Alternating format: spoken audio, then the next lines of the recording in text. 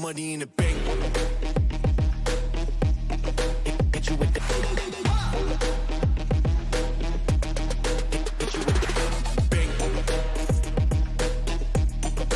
Hit you with the. Hit you with the 808. Hit you with the. Hit you with the 808. Bang to the break. Bang to the break. Bang to the break. Bang, bang, bang, bang, bang. I'm a boss and you know that I'm finna shine. Got the money in the bank.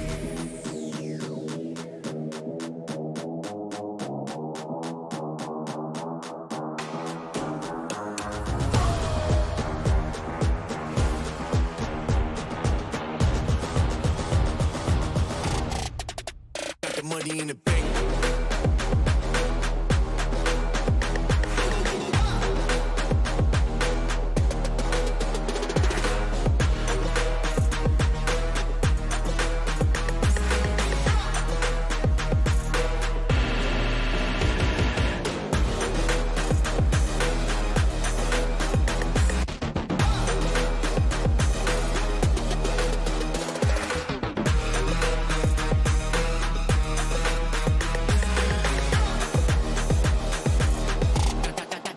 Got the money in the bank. Bank, bank, bank, bank, bank, bank, bank, bank, bank, bank, bank. Got the money in the bank. Hit you with the 808. Hit you with the. Hit you with the bank.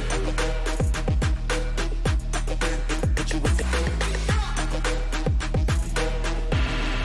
Hit you with the 808. Hit you with the. Hit you with the 808. Bang to the break. Bang to the break. Bang to the break. Bang,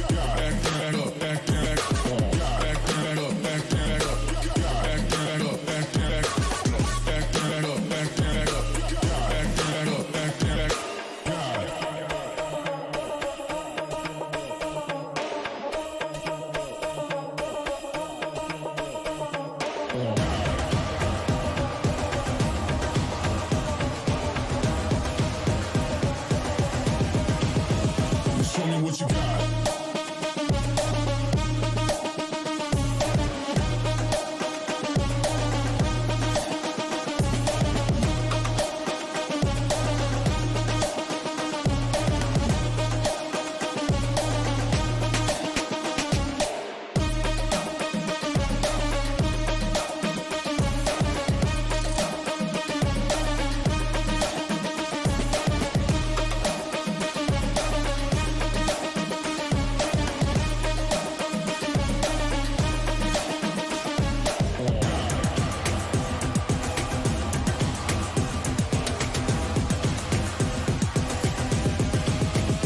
Show me what you got. Down, up, back, up, got down, up, back, up, got down, up, back, up, got down, up, back, got down, up, back, up, got down, up, back, got down, up, back, got. Any reason to back down, so step it up. Got down, up, back, got down, up, back, got down, up, back, got down, up, back, got down, up, back,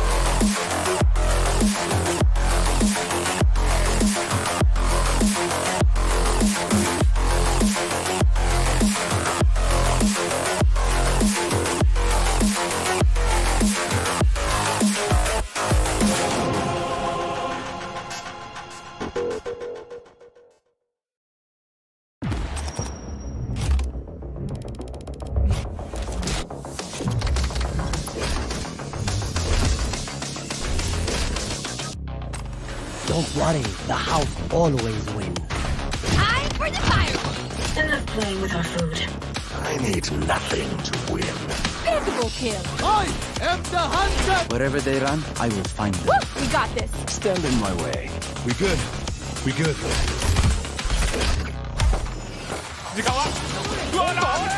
Entrada e vem evitar Cruzeira. Bem posicionado, estraga prazeres evitável. They played safe on this. He gets one. Taret düşürecek elimden ama encontrando la baja de Siki, quieren tomar por baño, pero sorprenden desde la... But he's all alone, gets another, and there it is! Very close. Oh, Asano!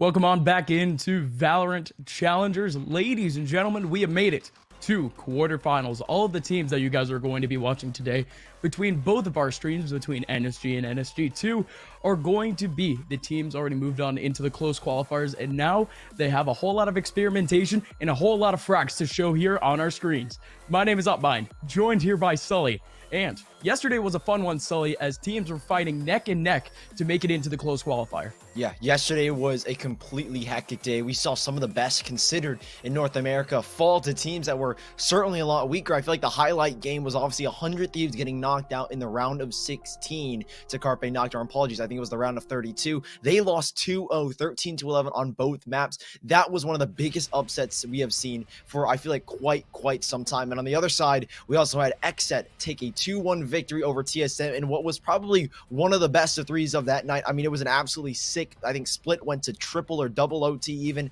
So, I mean, huge storylines being developed here. And on the other side of the bracket, you mentioned our sister stream, Nerd Street Gamers 2. We have got another banger matchup. It's going to be Sentinels versus Andbox. Andbox took down T1 2-1. So, I mean, they themselves have got a lot to prove. But today on this stream, Gus, we have got some major stuff happening. Oh, it's going to be fun, folks. We have some replays from yesterday, and we want you to check them out because yesterday, again, some of the best plays of this tournament thus far.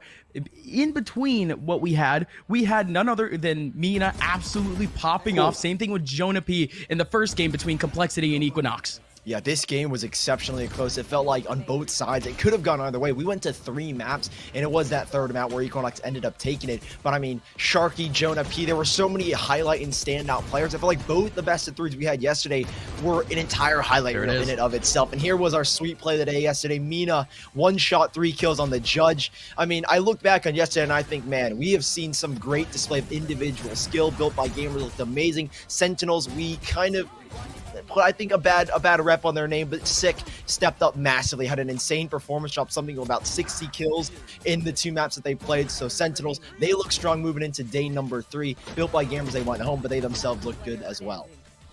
I mean, it was a great performance by BBG for the challenge that they actually anticipated. I mean, this is really what Sentinels is all about. They love playing in these Riot tournaments, and they love going far, especially when it comes to the bigger stage. Just 2 weeks ago, they ended up having the Winter Championships, falling up short to Luminosity, who we're going to see a little bit later from the mainstream. And that last highlight right there, oh, that gets me every time. Sick, what a huge clutch. Ladies and gentlemen, of course, we do have our brackets set up for the day. Top 8 ready, raring to go. Each and every one of these teams have already moved on to the close qualifiers, and now they're just starting to fight already to see who has the leg up in seeding. NRG and Gen G, they're playing first right here on the mainstream. XSET versus Immortals over on the second stream. Sentinels versus Andbox. That is a massive matchup going forward with a ton of upset potential. And of course, later on, Luminosity versus Envy. Now, of course, first of all, we're going to be talking about NRG versus Gen G, our showcase game up first here on the mainstream. And Sully, there's a lot to set up, but there's a couple of players to talk about in terms of how insane they've actually gotten in the last couple of weeks. But before we do that, Gen G going through a little bit of turmoil, but certainly rebuilding. Yeah, I mean, Gen G in the past couple of months have made a lot of roster changes, right? You remember the original lineup with Player 1 and Effie's, then they remove Effie's, add Sean. Then recently, it was kind of a question like Gen G looked pretty good from the nights before Christmas. They recently removed Player 1 and their new man, Kusta. I would say probably one of the biggest pickups. He was formerly on the CSGO lineup for Gen G, so the transition was super smooth. And I'll be honest, Gen G have looked insane. 8-0 currently in the VCT in terms of maps. They 2-0'd every single team they've played, and one player in particular that stood out in every single one of them was Sean. Statistically, he has been the best in this event. He has an average combat score of 366, an KD of 2.02, and an average damage per round of a 208. I mean, overall, Sean has been one of the most standout players for Gen G, but I feel like in this event, he really has come out into full force.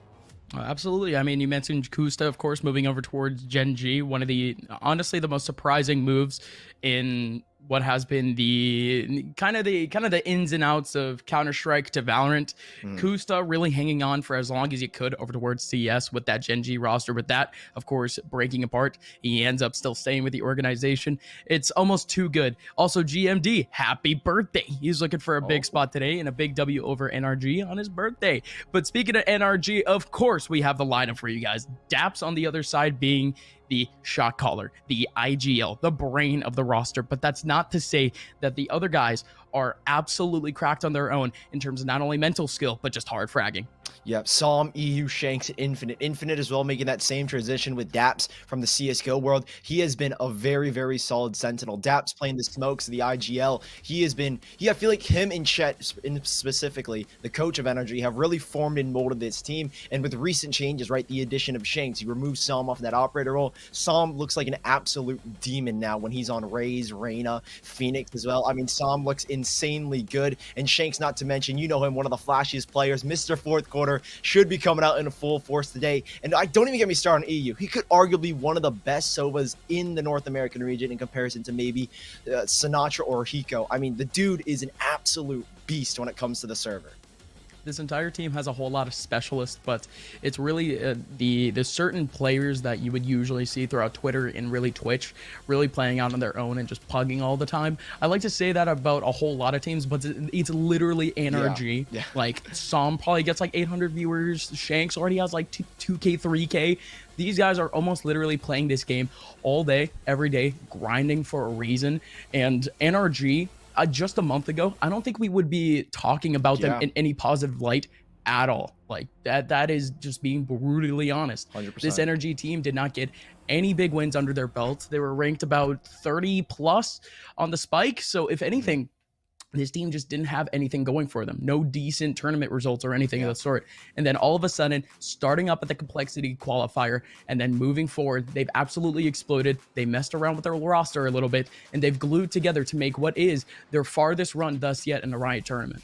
Yeah, I mean, it's not to say that we wouldn't be talking about them. It's due to the fact that they've expanded their map pool. And speaking of our map pool, let's take a quick look at the maps we've got for us today. Bind, we will be kicking it off. That's the map pick of Gen G. Haven for NRG, and Icebox being our final map. Now, this map pool, it is the best case scenario, I feel like, for both teams. Gen G have looked good on both Bind, Haven. They're yet to play Icebox, so I'd say that's kind of the only one that's up in the air. But I think that also might come back to help them just a little bit, right? There are no VODs on Gen G and Icebox, so NRG, they're kind of going into this one blind. But the same thing, NRG have been looking good recently, specifically on Haven. Bind as well, they've done recently well, going 9-1 with a 76% win rate overall, and they have played it in Bind every single game, or every single time in the VCT in the 4 best of 3s that they've played, and no team has gone above 13 rounds except for Dignitas. That's the only team they've lost to. So NRG and Gen G, it is going to be the clash in this map pool.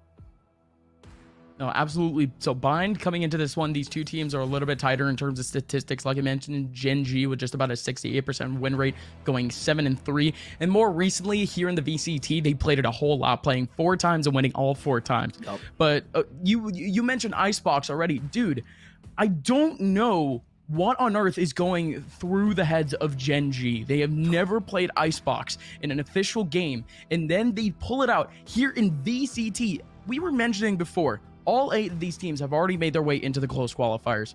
To some of these teams, maybe now is the right time for the experimentation. Now is the time to really get some of those pocket strats out there and really start to refine them. Icebox, I mean, it really is one of the counter picks that so many teams have not developed, and it just so happens to be that one of those teams is Gen G. Bind, however, starting things off, it's a good taste of what we get here in this series. Yeah, Icebox being that third map is always going to be so up in the air. Again, I kind of draw back to the fact that NRG, they took down Sentinels, arguably one of the best teams in North America, possibly even the world on Icebox. We are yet to see that Icebox map really coming to full force, so many question marks going in. But we're started here on Bind, NRG on the defense, Gen G on the attack, and already we know Sean, he's gotten aggressive and he's already gotten the first frag. Sean's still on the front lines, and he still has a whole lot of players from NRG still trying to flank on him, and indeed it happens. Psalm and Shanks, both with openings, and Shanks still looking out towards the back line with 2 actually wanted to approach the back spawn area. EU, what on earth? Let's go beaming through the smoke with a knife, but not going to get anything out of it. This could be big for Michael, but there is a wall up in hookah. I mean, who would have expected it? NRG, they're already covering their path to really make that rotation as long as possible. And not only that, but they still have one player over towards that A side if another teleport does go on. Shanks is here on the rotation. Same thing with that Sage teammate that put up the wall. Now they just wait out for the approach. Shanks does get one back. Even then, Michael from up top with a couple of right clicks has to go big on 2. Gets the headshot, but just doesn't have enough bullets to get another one into Daps. Daps wins it out in the end, and that one was looking a little bit tricky in the end, but NRG had full control in a scrappy round. Big pickup as well. And to dive deeper into the agent composition that NRG are running, this is one that I feel like they've definitely been experimenting with, right? Infinite, obviously not necessarily an initiator. We typically see him on occasionally, I think in the past, especially during Winter Champs, he was playing the Brimstone.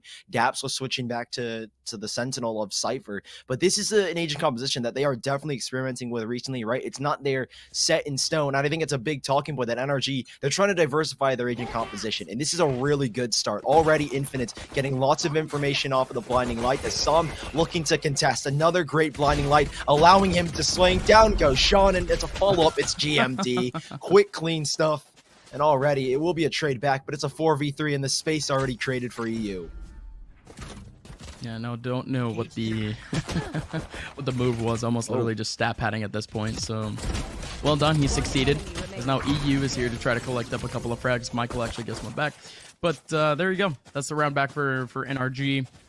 The second round conversion can be actually kind of tough for a couple of teams, especially if you had Gen G actually starting to hold W over towards that B site, but NRG had actually called that out a little bit early. So nothing too much, folks. We have Gen G back on the rifles, and it doesn't seem like, from what I've seen them on Bind before, they tend to go for a whole lot of defaults. You see about 4 or 5 of them just on their attacking side alone, but they're starting to more or less start to tighten up towards that B site. Still some split presence though. Yeah, early bird now as well from Infinite. Doesn't see anything. So to his knowledge, there is nobody out towards long. You said Gen G playing the default GMD.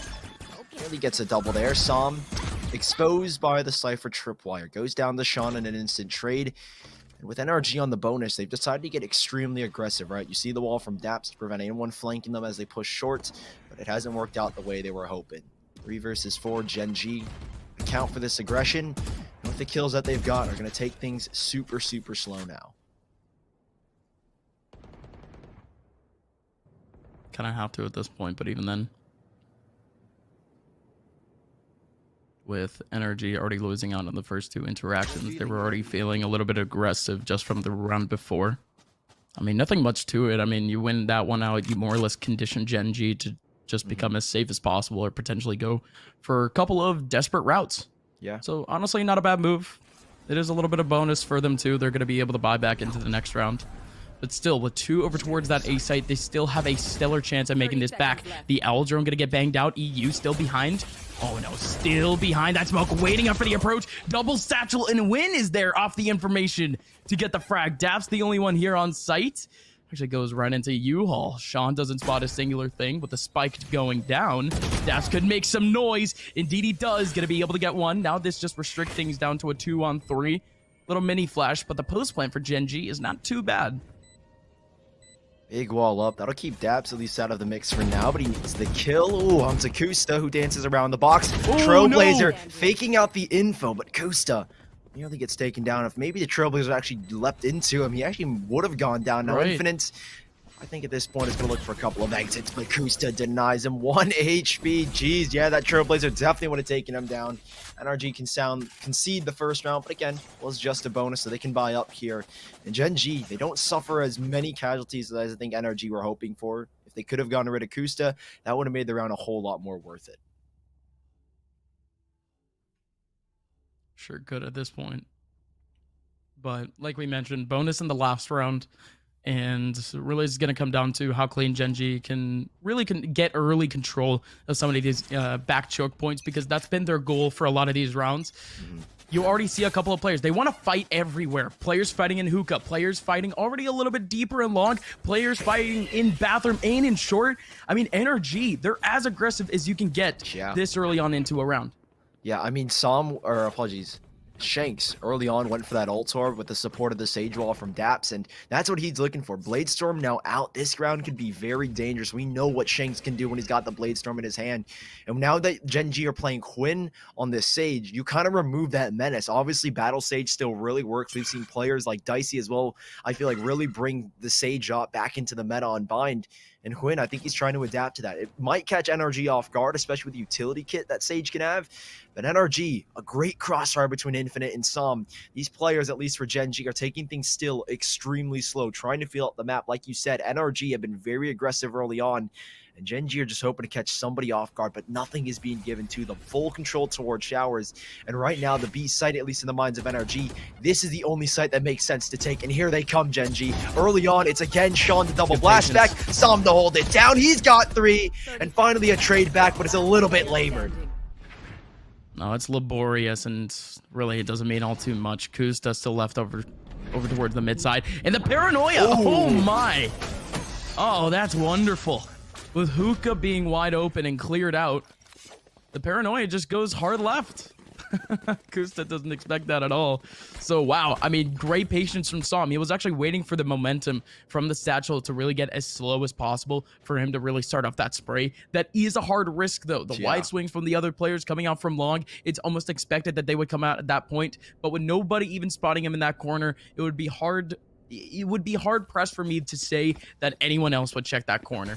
Well done by Sam. 3K for him, but now in this round, NRG, they still have to clean things up because Gen G on the SMGs, they could still make some pretty good economic damage. Yeah, pretty solid result for NRG. I mean, like you said, Gen G are looking for economic damage, right? Pull some guns out of the hands of NRG if you're lucky, but EU taking an early fight. I thought for a second he should have had Hwin, but I think he let go of his mouse, but a little bit too early. Nice wall up into Showers. NRG, they know that this hit is coming. Now, can Gen G get anything? Apparently not, because it's going to be Sam hopping around. He actually doesn't discover where Hwin is, and the showstopper goes to waste. This isn't too bad a round so far for Gen G. Get another kill, and I'd say this round was 100% worth the investments you've made. Oh, 1,000%. Still taking on the 2 frags and could potentially get more. Not only that, but of course the kills do help out with the ult orbs and whatnot. Not only that, but they got full control of it early on. So a very successful run for Gen G, all things considered. Of course, NRG, they take back the round. But now, folks, yet another big one. The rifles coming out back for both NRG and Gen G. And the most important thing now for Gen G is, are they going to really focus up their efforts over towards one spot? Because just in the last round, just with the SMGs, they were really able to hold off that aggressive early push from NRG. And not only that, but Gen G just looked a little bit more confident. Can they replicate that? Yeah, I mean, they've got 5 ults here, so there is so much to invest. Again, we've seen what Sean loves to do. Double blast back into his site. Well, now he's got a showstopper to accommodate as well. Early aggression. They're running that bird all the way down, and they are getting so aggressive here, NRG. 3 players towards long. It's a full retake of the A site. All that Dabs has to do right now is hold down U-Haul, one of the most critical positions on this retake, but even then, he realizes the tricky predicament he's in. Tripwire to watch the flank. There's Sean's showstopper. There's a TP into heaven. Now, this is a free kill for Dabs. That's going to come massive into this retake. Sure is, but even then, Shank still coming in with Michael and multiple people over towards the short area. Hwin in a beautiful position, but it's super off angle with Kusta actually looking over. Double from Kusta. Now both players from NRG, both isolated, but they have the angles. Kusta was already revealed a little bit early on. EU, good spot. Sean 1v2. This is where he thrives, but he needs to get this one onto Infinite to make it count. But it won't happen. NRG, it was hard fought. Gen G, what a takeover towards that A site in the first place. Actually winning out the 1v1 duels. But NRG somehow still coming out alive in the end. Yeah, insane retake discipline as well. I mean, Daps deciding to instantly concede most of that control position up in heaven so we can get a good overarching view over everything, so we can allow his players from Showers, from A short to work their way back into the site. A really well thought out retake for NRG. And this aggression, Gen G, is something that they've got to recognize, that NRG are not going to sit around and let Gen G take map control. They're going to proactively aggress. I mean, you already saw the TP from EU all the way into the spawn. I mean, that's outrageous enough as it is. Gen G, they do still have 3 ults charged up, but they don't really have the guns, I'd say, to suffice around like this. Oh, absolutely not, but they could still put up at least a little bit of a fight, especially with NRG being a little bit more isolated. But again, Gen G, they've relied on their hard swings in a sense to really get the opening frags, and NRG, they just have really the length. They have the range. Not only that, but info. Shanks looking over towards the long area already knows that there's still one there. And not only that, but look at energy over towards bathrooms. You talk about info, and this is all that you can get. Nothing over towards short as they shut down the lurker. Som takes down Sean. Still 2 over towards long, and now Shanks, he just wants to pad his stats. Indeed, he gets one back. He dies for his efforts, but Infinite is there to finish things up. 6-1 scoreline. NRG, they've already reached at least a good halfway point for the half. But Gen G, again, they simply haven't impressed me thus far in terms of their hard takes. Yeah, nothing really has been able to happen, I'd say, for Gen G. I wouldn't say that's because we're not impressed by the hard takes. They just haven't been able to get any hard takes. I mean, NRG have been pressing so many areas of the map where Gen G aren't putting a focus. And I think it's mainly because NRG know that they can take these 1v1 aim duels when you want to push those extremities, when you want to take the early fights and you know you can win them. Gen G, you can't really afford to split players up and run a default. It's super risky because the odds are that NRG, so far in this matchup, are the better aimers, and they will take those 1v1 duels and they will win those 1v1 duels. So Gen G, it's a risk they need to take, but it's one that is a super difficult one to come to. Oh, certainly so. I mean, I may have been speaking a little bit too extreme in a sense, but actually Gen G, they've had the right ideas in a sense. But yeah, no, NRG, they've just been playing the right counter in a sense here on Bind. Don't really know what it is about it. Gen G still playing a little bit more disciplined, but with how isolated they're playing and NRG really just looking out for those early frags, it really does just come down to the 1v1s at the end of things. Of course, Gen G, they can regroup with like 3 players, 2 players, make their way on site. Then, of course, it's just restricted and then the take just falls apart. But early on, Gen G, most of the rounds that they're losing is just to the entries. Yeah, NRG again being very good at those early fights. Now, Gen G, they did take attack pause to at least sort out what they want to do. It does look like this time around they are going to try and play those 1v1s, play the game of NRG, but it is always a dangerous game. Early slow warp to prevent anyone to swing on outs. Infinite does invest a blinding light to no avail, no info. And with Gen G finally putting a little bit of utility into these extremities, they can force NRG, at least keep them from getting really that aggressive. But it does look like already a retake towards this B side, with Infinite playing in the back lines of defenders spawn. And without a Sentinel, the retake, I feel like, does get harder for NRG. I mean, in most instances where they do attempt a retake, it's because they have players already on a fast flank. But again, Gen G adapt. They ensure that they have one player watching. That'll be Michael. Owl drone into Hookah to clear it out. They're trying to sell a fake. NRG won't take the bite. Still 4 players here and 3 grouped up for Gen G in the showers as a crossfire being held with Shanks and then EU up top right outside. This could be a very nasty surprise for Gen G if they're not prepared. No, this is just an insane cross, but there you go. They were ready for it.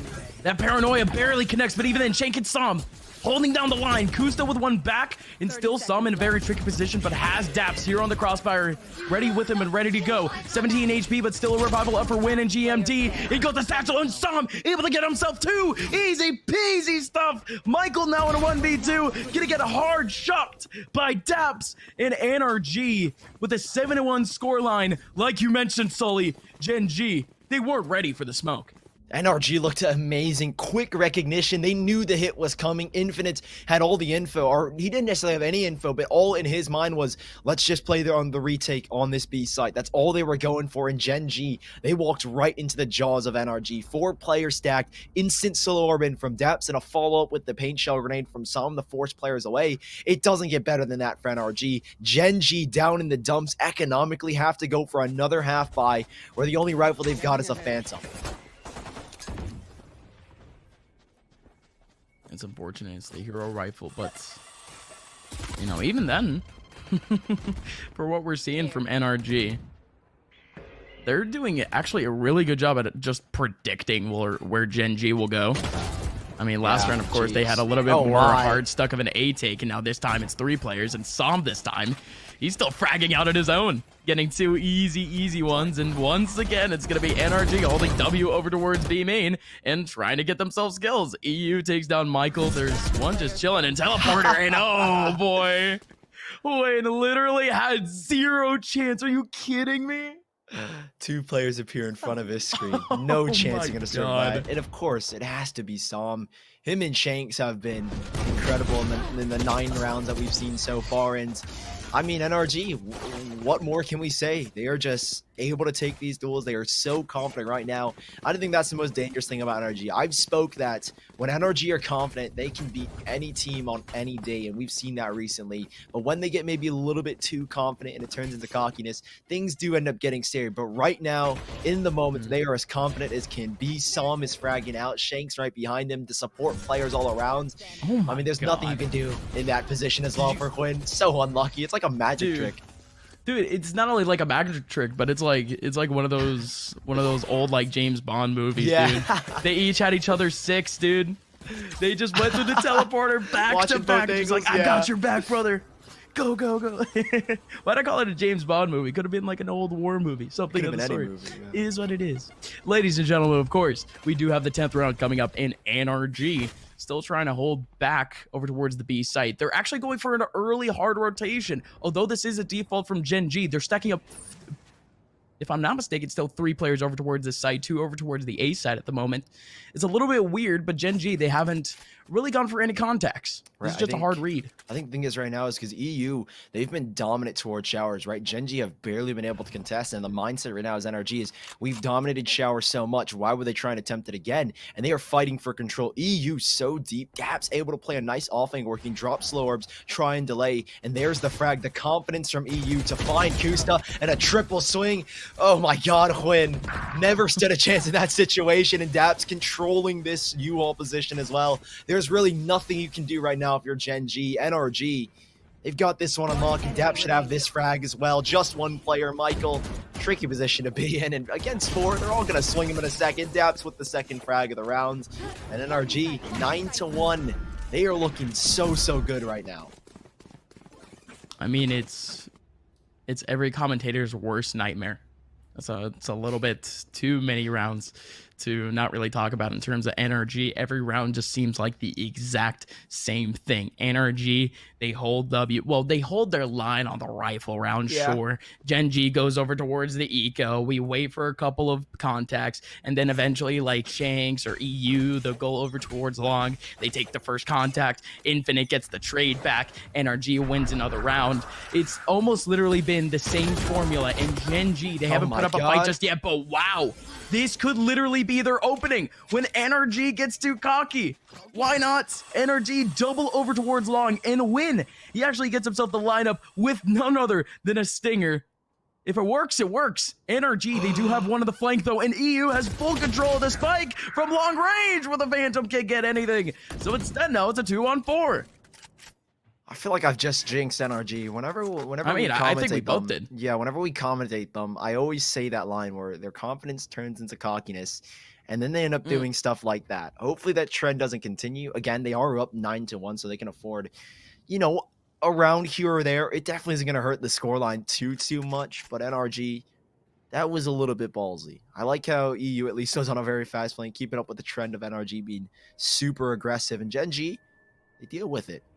Win good for the 2K off of the stinger. That was the biggest engagement that NRG ended up losing, and now it's kind of a gamble. They can maybe get a revive at the EU. I think maybe that's the plan right now, right? Daps can make that longer rotation, bring EU back into the fight if they want to bring Sam or Shanks back in to get Shanks' Blade Storm to allow a better entry. Who knows? But this is a decent winnable situation for NRG, but it's all about this revive. There's a trip, and Gen G, they will be prepared for the flank to come in no matter what.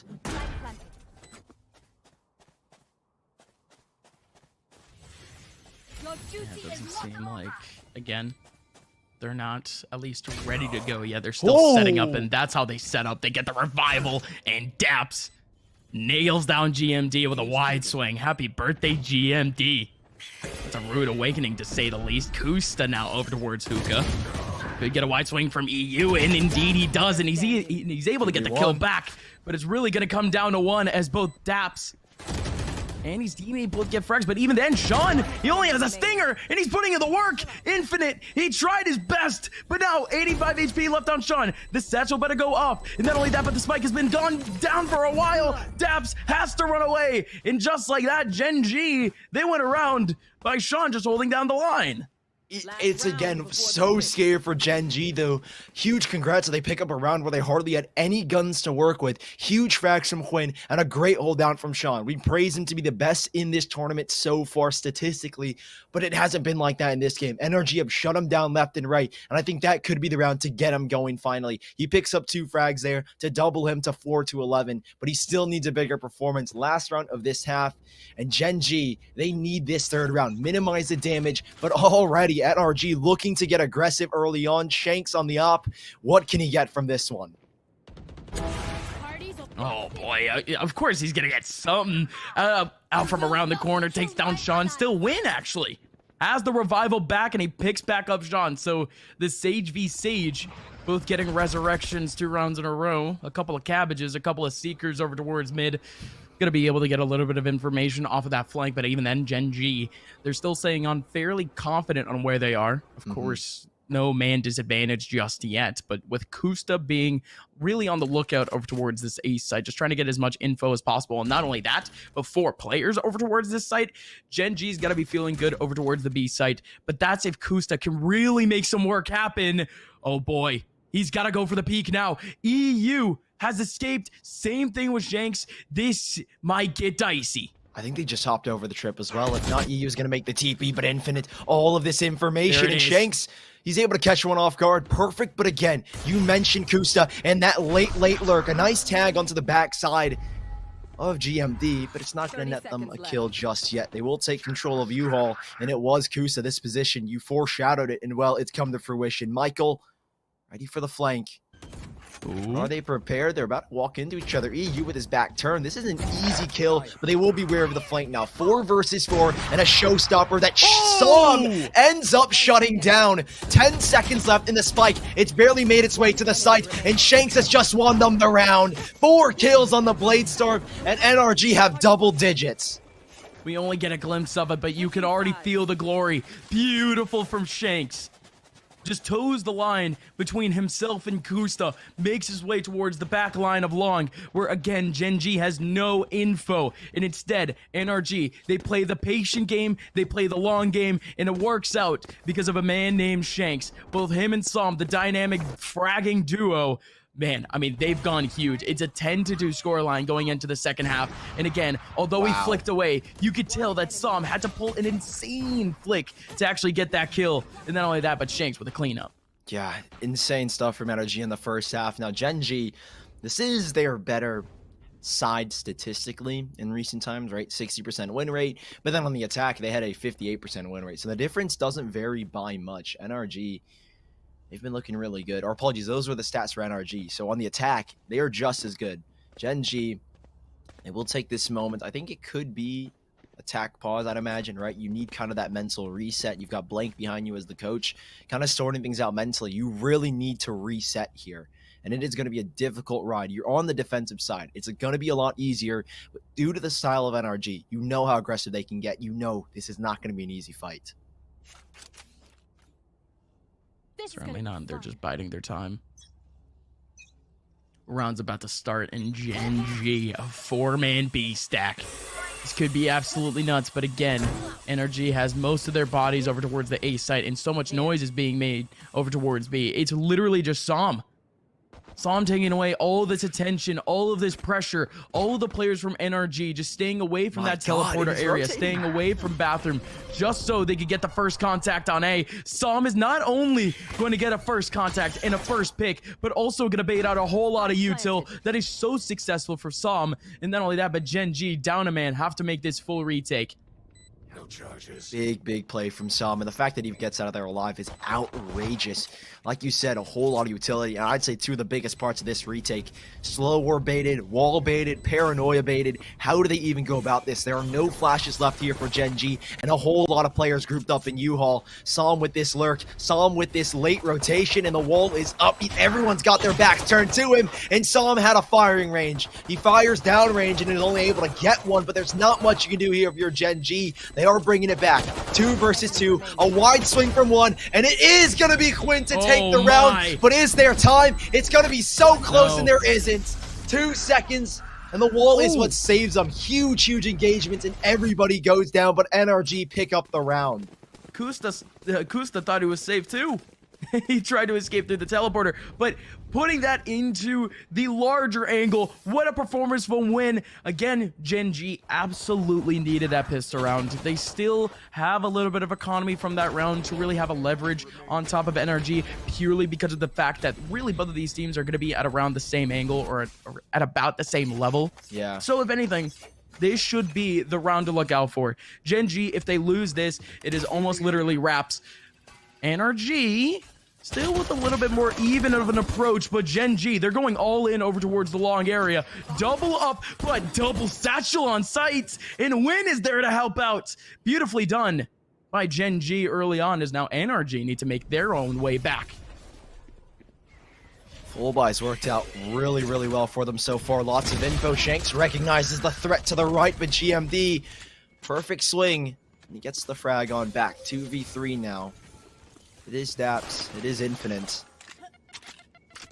Bigger brains of this NRG side have got to pull off a massive clutch, and those paint shell grenades have done a whole lot of damage. Now Daps up close, gunned down by the Stinger because of the faster fire rate. Now Infinite with 49 HP. A shame you can't heal yourself, but this round goes the way of Gen G. The force buy ends up working, unless Infinite again can pull off an insane 1v3, but the probability is probably super low. You know, I'm no mathematician, but it doesn't seem like the odds are in his favor.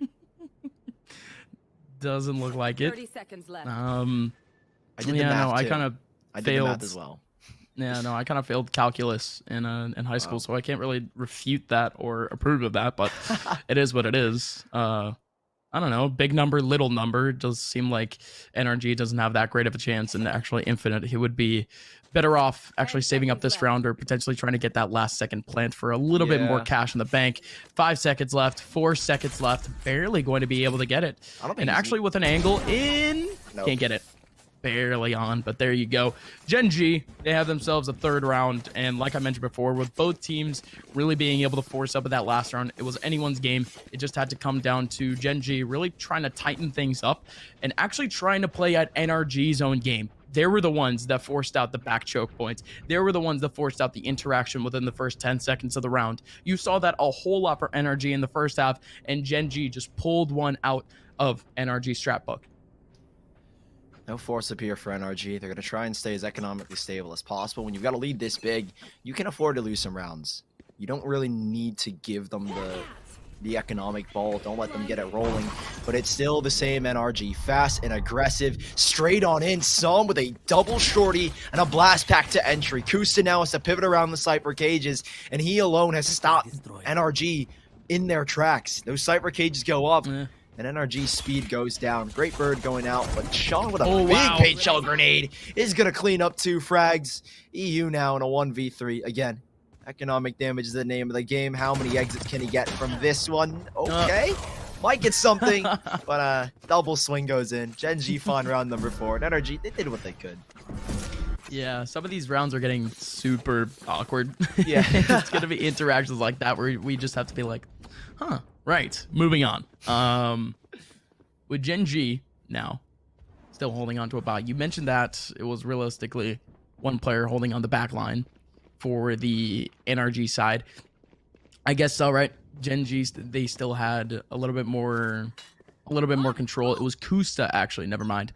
But at least now going forward, NRG, they're still going to be maintaining still that scattered early start. But never mind, they have that scattered early start purely for the sound, purely for the utility. You have a Raze throwing out a nade over towards mid. Now they attract the 3 people over towards B. They maintain them there. 1 way over towards short 2. And not only that, but they want to maintain it. They're going to keep it going. But a dash in, Shanks still in the front lines trying to find out Kusta. Beautiful nade from Psalm 2, taking down his opponent on top of U-Haul. Still, Kusta around the corner with the SMG. Can't get anything. NRG now in a man advantage. But Sean, man who has been hard fragged as far, still with a massive opportunity to bring his team back into 3-on-3. It is so difficult. Gen G, they couldn't lock down U-Haul. And NRG are investing everything into this control. Slow warp down, Paranoia ready to force them away even further. But the wall goes up, and so does the revive. NRG, they've got their backs against the wall. Gen G are putting on pressure, and they need to retake these positions. Sean with a big frag. You mentioned his name. Well, there he is. But here comes the showstopper. Nothing connects. And Sean with 4. Gen G survived for another round and keep energy off of 12. It's literally just Sean 4K off the retake. I mean, come on, right? It's gotta be yet another one of those MVP making performances. There's a reason why he has one of the best stat lines in the entire tournament. And best. Sean, I mean, really his entire team hasn't been able to win out any of these rounds solo, but now he's been hard impact fragging. Not in terms statistically though. Really, throughout this entire game, it's just been the NRG show. Of course, Sam and Shanks both at 20+, and it's all been too easy for him. High ADR too. But now going forward, Gen G, they're picking up momentum. They're picking up steam. I don't know if we've seen this steep of a comeback in Tier 1 play, but I'm feeling it. I'm feeling it. Well, you know, every comeback story starts with some insane play to get them back into the game, right? This is exactly what Gen G needed. A 4K off of Sean. A weird execution because it kind of leaves Daps alone because he's kind of just chilling behind the wall like, what do? I have to break this now. Gen G, the op from Quinn to lock it down. The Sage operator still tried and true from the beta days. Shanks looking for early control. The Trailblazer to lead him on in. It's like following your spirit animal, but Shanks might be led to his death. 4 players here. And a 5v4 retake. Oh, this is actually a massive chance for NRG. Double elbow, and Sean, he's not going to be able to get anything off of it, but instead the Vandal's out. Evades Shanks, and the Knives going to be able to get a second still 2 over towards elbow. Massive swing from Sean, and this is yet another one for him to pad his stats. Still another one for him, and he gets the 4th. Why not Sean? I was saying earlier, this guy doesn't exactly have the stats to back up what has been a crazy half for him, but he gets 4 more. He's stat padding, and Sean is going nuts. Dude, this is what you need. Sean finally coming alive. We hyped him up. The best in this event so far, statistically #1. And boy, he is proving it here. When his team needs him most, he comes up huge. 8 kills between 2 rounds. The dude is having a game and a half right now, at least in this second half. Quinn, great shot, great delay as well. I mean, it's a team effort for Gen G on the retake, and Sean is just there to pick up the kills. 51 HP to find the final 2. Gen G, you said we haven't seen too many comebacks in this level of play. Well, I think this is one in the making right now. There. Revealing area. Again, an absolute banger thus far from Gen G, but there's still so much work to pull off. I can't exactly call it possible just yet.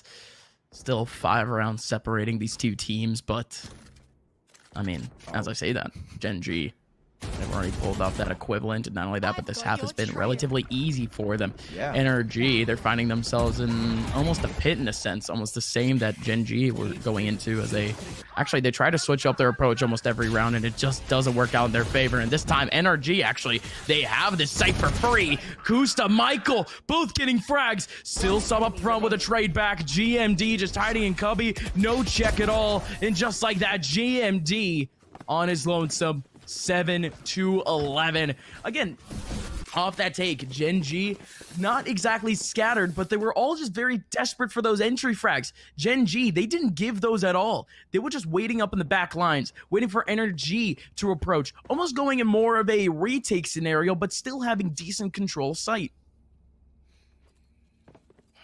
It's been a rough one for NRG. At one point, this game looked done and dusted. The second round conversion for Gen G, and it's been 4 in a row after, 5 in total in this second half. And they've brought it all the way back. Still a lot more work to do, but it is a really good start. EU with an early smoke. I didn't deny info on the A site, but Gen G, they've invested 3 players over towards this B side. A revive available for NRG, but pressure out towards long. Sean is here, and you know this is going to be a dangerous fight. Smoke in their face, preventing them from seeing their opponents through it. And NRG, this is unorthodox, I would say, at least from our perspective. We know them to be so fast. They are slowed down, they are tempered, and they are creeping on through. Slow warp, and they've trapped Michael, but can they get anything? No! They struggle to find it. Shanks goes down, and Sean is here to save the day. He's pulled out the showstopper and is looking for more. He's got the frag right after himself. He goes down, and it's up to Infinite to win a 1v2 clutch. Still 61 HP. The man could pull it off, I would like to think, but ooh, the tightest of angles with a Vandal of all things.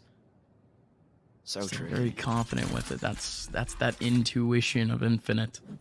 Only just a confidence, really. You can even nail a headshot in that tight of an angle, but in we go. Ooh. Players are starting to swing more and more out of B main, and Infinite actually backs out to be long. Yeah, no, there you go. There's not only going to be a wall, slow orb, most likely a cage too. Infinite just has no chance of making his way through.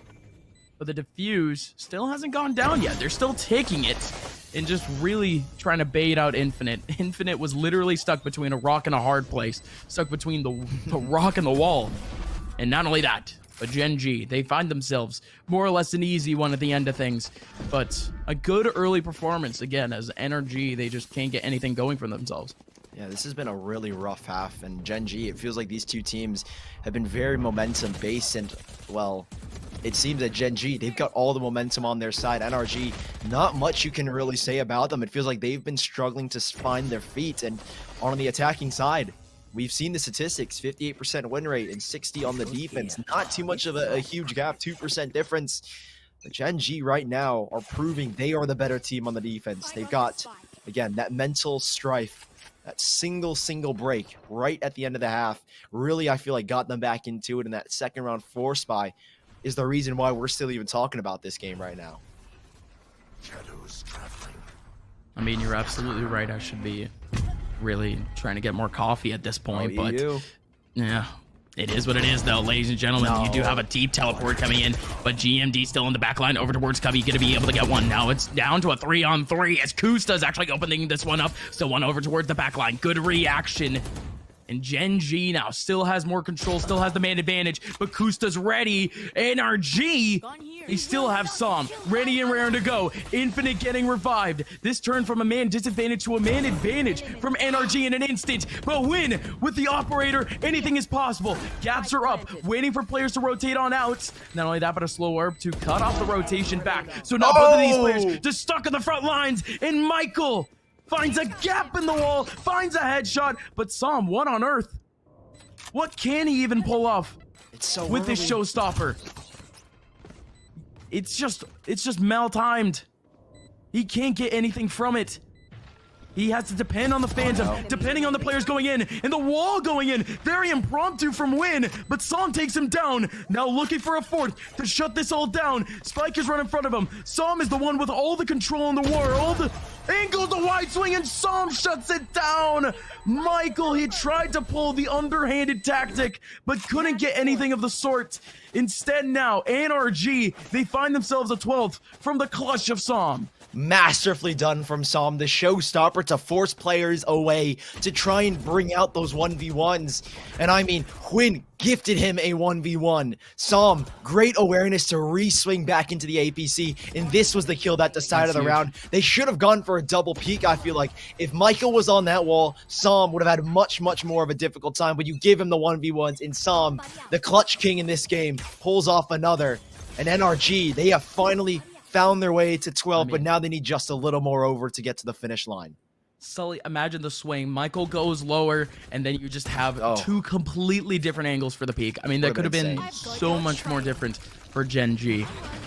But instead for this one, I don't think their momentum is really halted by any means, but this one's going to be tough. NRG, they have all the bodies on the front of sight. Shanks has been so successful in these sorts of situations, but he's not going to be able to find anything. Instead now, Kusta with the ulti, gonna be able to find all that information, but still NRG with full control of this site. Except for U-Haul, however, there's one player really just ready and raring to go, and it's none other than Sean, but Som comes back with nobody watching the back line. 3v3 now, as NRG looks to close things out with a spike going down. Revive available, though, here, at least for Quinn. Who can he bring in? There are no bodies near him. They need to get U-Haul control. I think that's the only place they can get a possible revive, but Infinite investing a Trailblazer. Som, a blast back to keep them away. Everything on the line here in map number 1 is Gen G. They are trying to retake U-Haul, but they're getting nothing. They're shut down by Som and Infinite. 2 frags between the both of them. And GMD, it's his birthday, and he needs a present. He needs a clutch, and he's got one, but the second avails him. EU closes things out, and NRG take the first map 13-8. Man, I mean, is there really any lesson to be learned there for Gen G? I mean, they ended up losing so many rounds early on. I mean, it looked like a pug for energy at some points. It looked disorganized, but it just looked like they were confident most of the time. Like you said, sometimes their cockiness got the best of them, but that didn't really affect them all too much in the first half. So instead, NRG, they get that 10-2 lead. They eventually make it in 11th. Gen G makes it back, but could that be a rude awakening for this Gen G squad? Because Bind is definitely a map that they've had quite a bit of success in the very near past.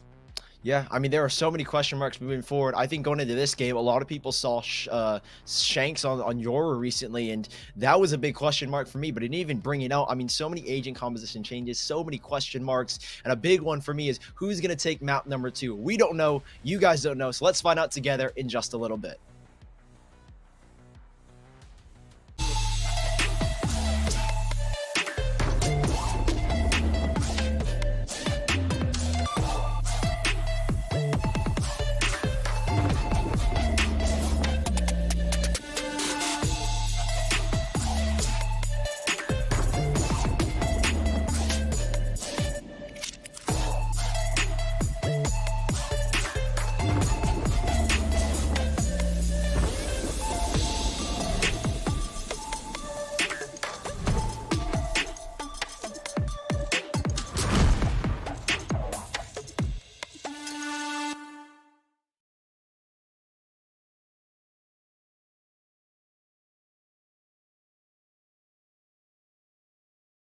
What sound experience would you like today?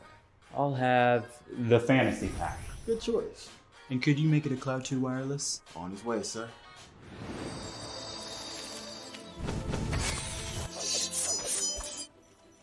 Sounds amazing.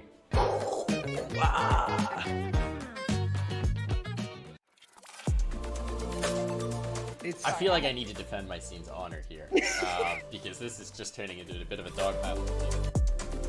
Like in groups always look. I'm cutting you off here. I'm cutting you off. Cutting you off. He said G2's winning it. He said G2's winning it. We need to wait till the next EU tournament, which could be in about 10 years now. Take it with like a grain of salt. No, but that's that no being fun. said, Take it super literally. Spike defused.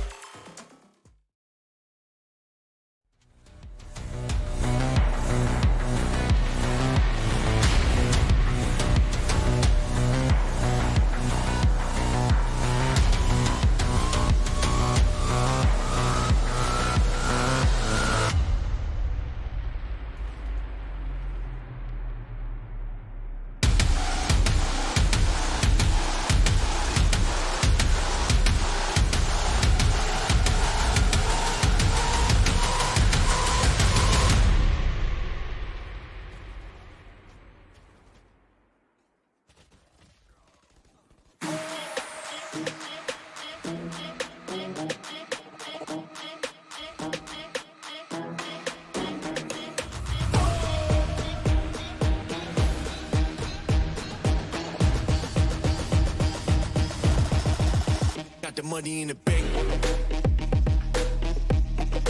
Hit you with the bank. Hit you with the 808.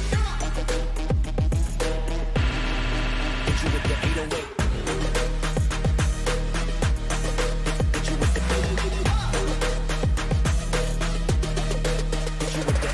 Bang to the break. Bang to the break. Bang to the break. Bang, bang, bang, bang, bang. I'm a boss, and you know that I'm finna shine. Got the money in the bank.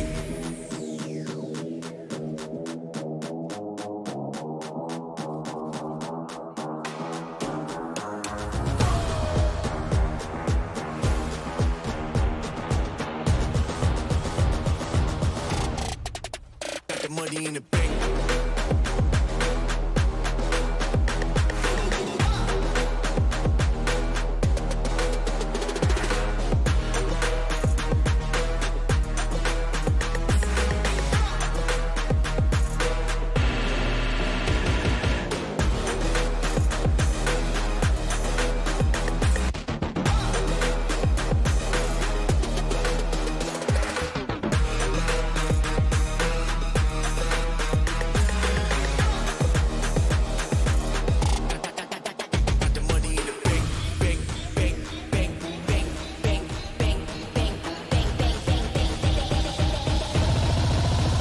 the money in the bank. Hit you with the 808. Hit you with the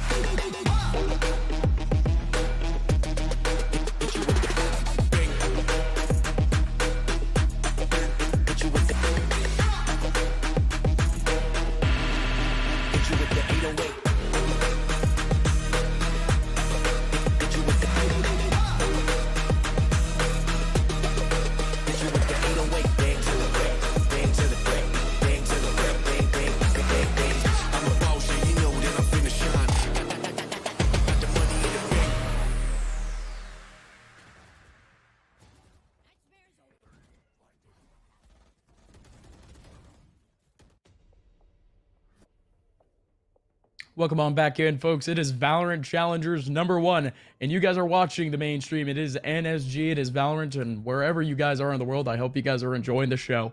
My name is Upmine, joined here by Sully, and we're about to get started in map number 2 between Gen G and NRG. But Gen G, they seemed like they were very much on the road to making one of the biggest comebacks in Tier 1 NA Val. Yeah, it felt like they finally came alive. I mean, we spoke very highly of Sean in the pregame statistically. Again, let me remind you, one of the best in this event, if not the best.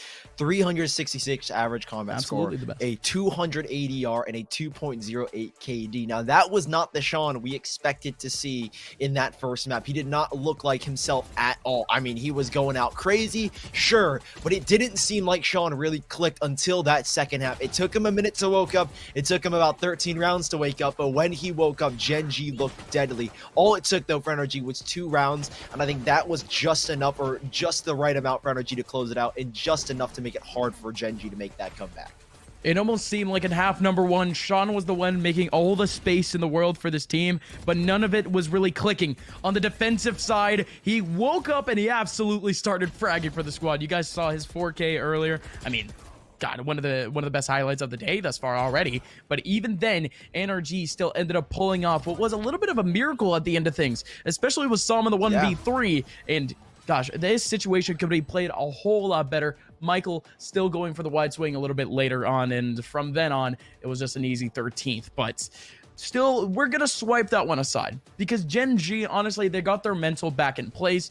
NRG, instead of getting all that cockiness that we mentioned before, that confidence, they were still brought back down to earth. They realized that Gen G is still a team that can still tack on a couple of rounds for them.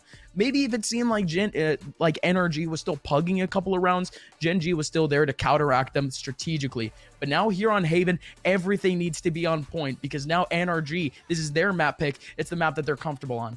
Yeah, this is one of the best maps for NRG in the VCT alone. They've played it 3 times, and in those 3 times, the combined rounds that were won against them, or the rounds that they lost in total, only stack up to 7. Get that you had 3 games and they let through only 7 rounds. So statistically, and looking at this one, NRG looks so good on Haven, and even in recent times they as well looked really good. They lost to Sentinels 11-13 and that massive 3-1 ended up taking them down. So this is a very strong map for them, and I can't wait to see what they bring. But on the flip side, Gen G, another really good strong map. We spoke about how good this map pool was for both sides. Gen G 4-0 on Bind in the VCT, well, they are 4-0 here as well on Haven. Another super strong map, but they didn't have maybe the stats to boast, right? They've won every single game, but some of them have been close. A 16-14 win over the Knights, I think, in the round of 32. So Gen G, it's a strong map, but it isn't necessarily their strongest. And NRG, they definitely have a slight leverage over them, given it how fast they play and how aggressive they want to get. I'm excited for this game because both teams are looking explosive right now. NRG, they're going to have a fun time here on Haven, I would like to say, but they're really going to have to pick up a little bit of steam over towards the defender side, because really what I'm mentioning in terms of having fun is that attacking side. Because, man, these players in terms of Shanks and Sam, they find one choke point, they find one isolated position, and they can just make their way on easy peasy, couple of wide swings here and there. It's their playground, but in terms of this agent select, it seems more or less what we expected. Yeah, I mean, it's the most bread and butter. I feel like the Phoenix for Sam, the Phoenix on the other side for Gen G, alongside Huynh, finally back in the Jet Op. I feel like the last map was a lot of experimenting for both teams. You kind of set it up that this is the time for teams to experiment, figure out what works. And one big thing that's been brought to, I feel like, a lot of pros' attentions, a lot of teams, is they need to diversify their agent composition pick. But this map, there is everything on the line line for both of these teams. Gen G, a chance for a third, and NRG looking for a 2-0, so they're bringing everything. EU back on the Sova. We mentioned he is arguably one of the best and most consistent players on Sova in the North American region, up with the likes of Hiko and Sinatra. The way he plays it is just fantastic. So we'll see if he can keep that going here for the side of NRG. I feel like this is the map where he truly made his name be known to everybody about how dang good he is on Sova, so I am pumped to see him back on it. Oh, this is Sova's playground in a sense. The A and the C sites, I mean, consider them lost whenever you actually have a Sova on board, because you just get the most insane highlight plays. The lineups over towards C is very much reliant on the shock darts and getting yourself at least a little bit more control over towards site. But when it comes to the A site, oh man, I mean, if you remember BCJ, dude, that is so pliable. Whether you're on a retake or whether you're on site, you could still take up so much space because of how open that site actually is in terms of the outside areas. There's not too many places for you to hide. Sova can have so much fun on this map, and I can't wait to see what both Michael and EU have for us today. But even then, folks, we are seeing most of Gen G this early on, mostly stacked around the C site with 3 players, actually 4 players for NRG ready to go on a fast rotate. Yeah, they do have a retake cam set up in Gen G. Fast pace, that's the tempo you want. Let Sean do his thing. Let him find kills, and let Saw maybe explode in as well. Frenzy to their faces. It's the dynamic duo, the deadly duo of Shanks and Som. Silence in the works, and they take the kills for themselves. Nothing that you can do if you're Gen G right now. 4 versus 1, and it is a sweep from NRG on the retake. That is fast, and that is deadly. Well, there you go. Like you mentioned, the retake cam, it was spotted out a little bit early, but this is something you just don't expect at all. Seriously, that B and C site, those were about to be retaken so easily by NRG, no matter what Gen G did. They were hard relying, yes, on a singular player over towards the A site, so if anything, Gen G, it was a little bit of a coin flip. It was a 3-sided coin flip. I don't know how that would work, but even then, NRG, they had all of their options covered, and because of how aggressive their players can be, especially Infinite, who we saw a little bit over towards that first map, but couldn't exactly explode purely because Shanks and Som took their shirts off. It is what it is. Now NRG in this second round, they have their SMGs, and they're facing up against the pistols of Gen G. Gen G, they want to maintain their economy relatively even, just so they can get a whole lot of util, the firepower back in the third round. Right, it's not as desperate of a situation as maybe that first map, second half position where you're down 11-2, so you don't need a full buy here. They're going to try and keep themselves, like you said, economically stable. Same thing for NRG. Shanks popping off, doing what he does best, running and gunning with the Spectre. 3 kills, NRG amass. Well, there's not much you can do here if you are Gen G. Shanks continuing this aggression. He wants the Blade Storm early, but he wants this third frag more importantly. And well, he'll be gifted that. 2 now off of the ulti. And NRG, they find a second round. All 5 players alive. No damage dealt. And it's a full bonus going to the next. But Gen G themselves will have the guns to play with. And this is where things can get deadly. Is the pace going to hold up? Or NRG going to be able to deal with it? If NRG deals with it, then I think we're going to see yet another map 1 type situation where, again, Gen G, they can't get anything going early on in the game. NRG wins the bonus. I mean, that's everything for them, especially with how momentum-based the team is. I mean, from the outside looking in, if you're from Europe, if you're from Asia, you look to North America as this momentum-based region with all these players being such characters in a sense. But NRG literally embodies that. They get a sense of confidence. They get a sense of momentum, and they absolutely explode. And just like this is how they can build it up. Double long at this point, but Kusta is the one beaming through the smoke. Actually, going for the first frag and then transferring the spray onto Som. That's a massive start from Kusta, but still, Shank's still alive, still control of long. But Gen G, they've already readjusted with GMD on the lurk over towards C. There's that camera again, though. I think at least in this position, Infinite's going to pop those cages. He's going to try and at least fake presence in the back of sight. That should be the biggest goal. A very well-timed smoke, though, here from Daps. That'll cause a whole lot of delay. Infinite, the cam is up. They know this hit is coming, but it's all about timing. Can he get the cages up at the right moment? Yes, he can. Perfect. And a big, big paranoia. And guess who's here on the site? Mr. Fourth Quarter's arrived, and he is ready to go. Flashes go in, but he's not ready at all. Never mind. Daps now in the clutch, and Gen G well adjusted. And Daps 1v4 is looking for some exits. Anything he can get from this would be beneficial, but nothing much. Gen G, what a great round from them. Gotta go back on your words, Sully. Shanks was a little bit ready for that. Looked away for the flash, but even then, for the rest of that take, Gen G, well-timed, and really just opened up by Kusta more than anything. Energy, they had 3 over towards A and still 1 on a fast rotation over towards B. So if anything, they had all their options covered on that A site if Gen G really did want to commit to that. But just well done by Gen G. Didn't lose out on too many of their players realistically. Only 2 casualties. So now going forward, their economy does start to build, but this is still very much a tense situation for really both of these teams. And Gen G is still very much showing it in early default, as they're actually really just waiting out for NRG to start walking into those enemy lines as they've usually been doing. Yeah, they're getting ready prepared for aggression, right? You know, again, like you said, waiting for them to walk into it. You know Shanks likes to get aggressive. He's got a Blade Storm right now, so even more reason. Spotted out and a kill for Shanks. Nicely done from him to find the opening. And in a round like this where you invest that Blade Storm and the rest have got rifles, Gen G need to be very cautious. Keep in mind, they walked away with all 5 players alive in the second round to make the third a bonus. So this is, again, a full, strong buy for NRG, except for Shanks, who's looking for the op in the next. But here come the curveballs. Infinite able to catch Sean through the Cypher cage, thanks to the trip, and everything falls into place. NRG in a 5v1. And Gen G, that momentum from the last round hasn't stacked up into this one. This is going to be a third here, NRG. Gone. 30 seconds left. This is literally all that Michael can do. Yeah, just exits. Just exits. Just waiting out what would be the safest positions possible. Yeah.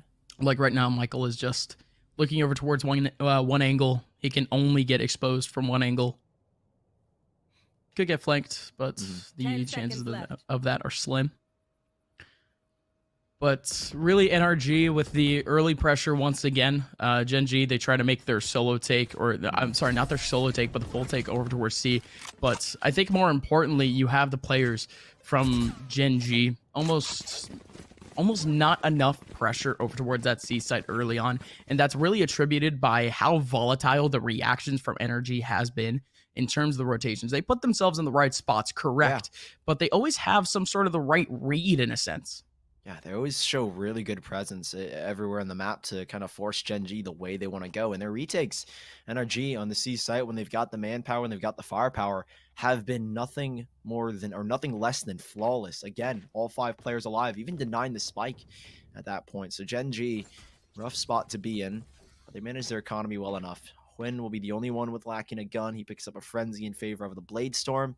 We do have a slight pause, a very early one. Gen G, one of the few teams that, at least in my mind, really fully utilizes tac pauses, right? In that first map in the second half, as soon as that half started, it took just a moment to breathe, a mental reset to get back into it. And I think this pause is to really talk things through, ensure that there can be no momentum built up for NRG, and it won't be at least a stampede like we saw in the first map where NRG gets 6-7 rounds in a row and he just gets uncontrollable.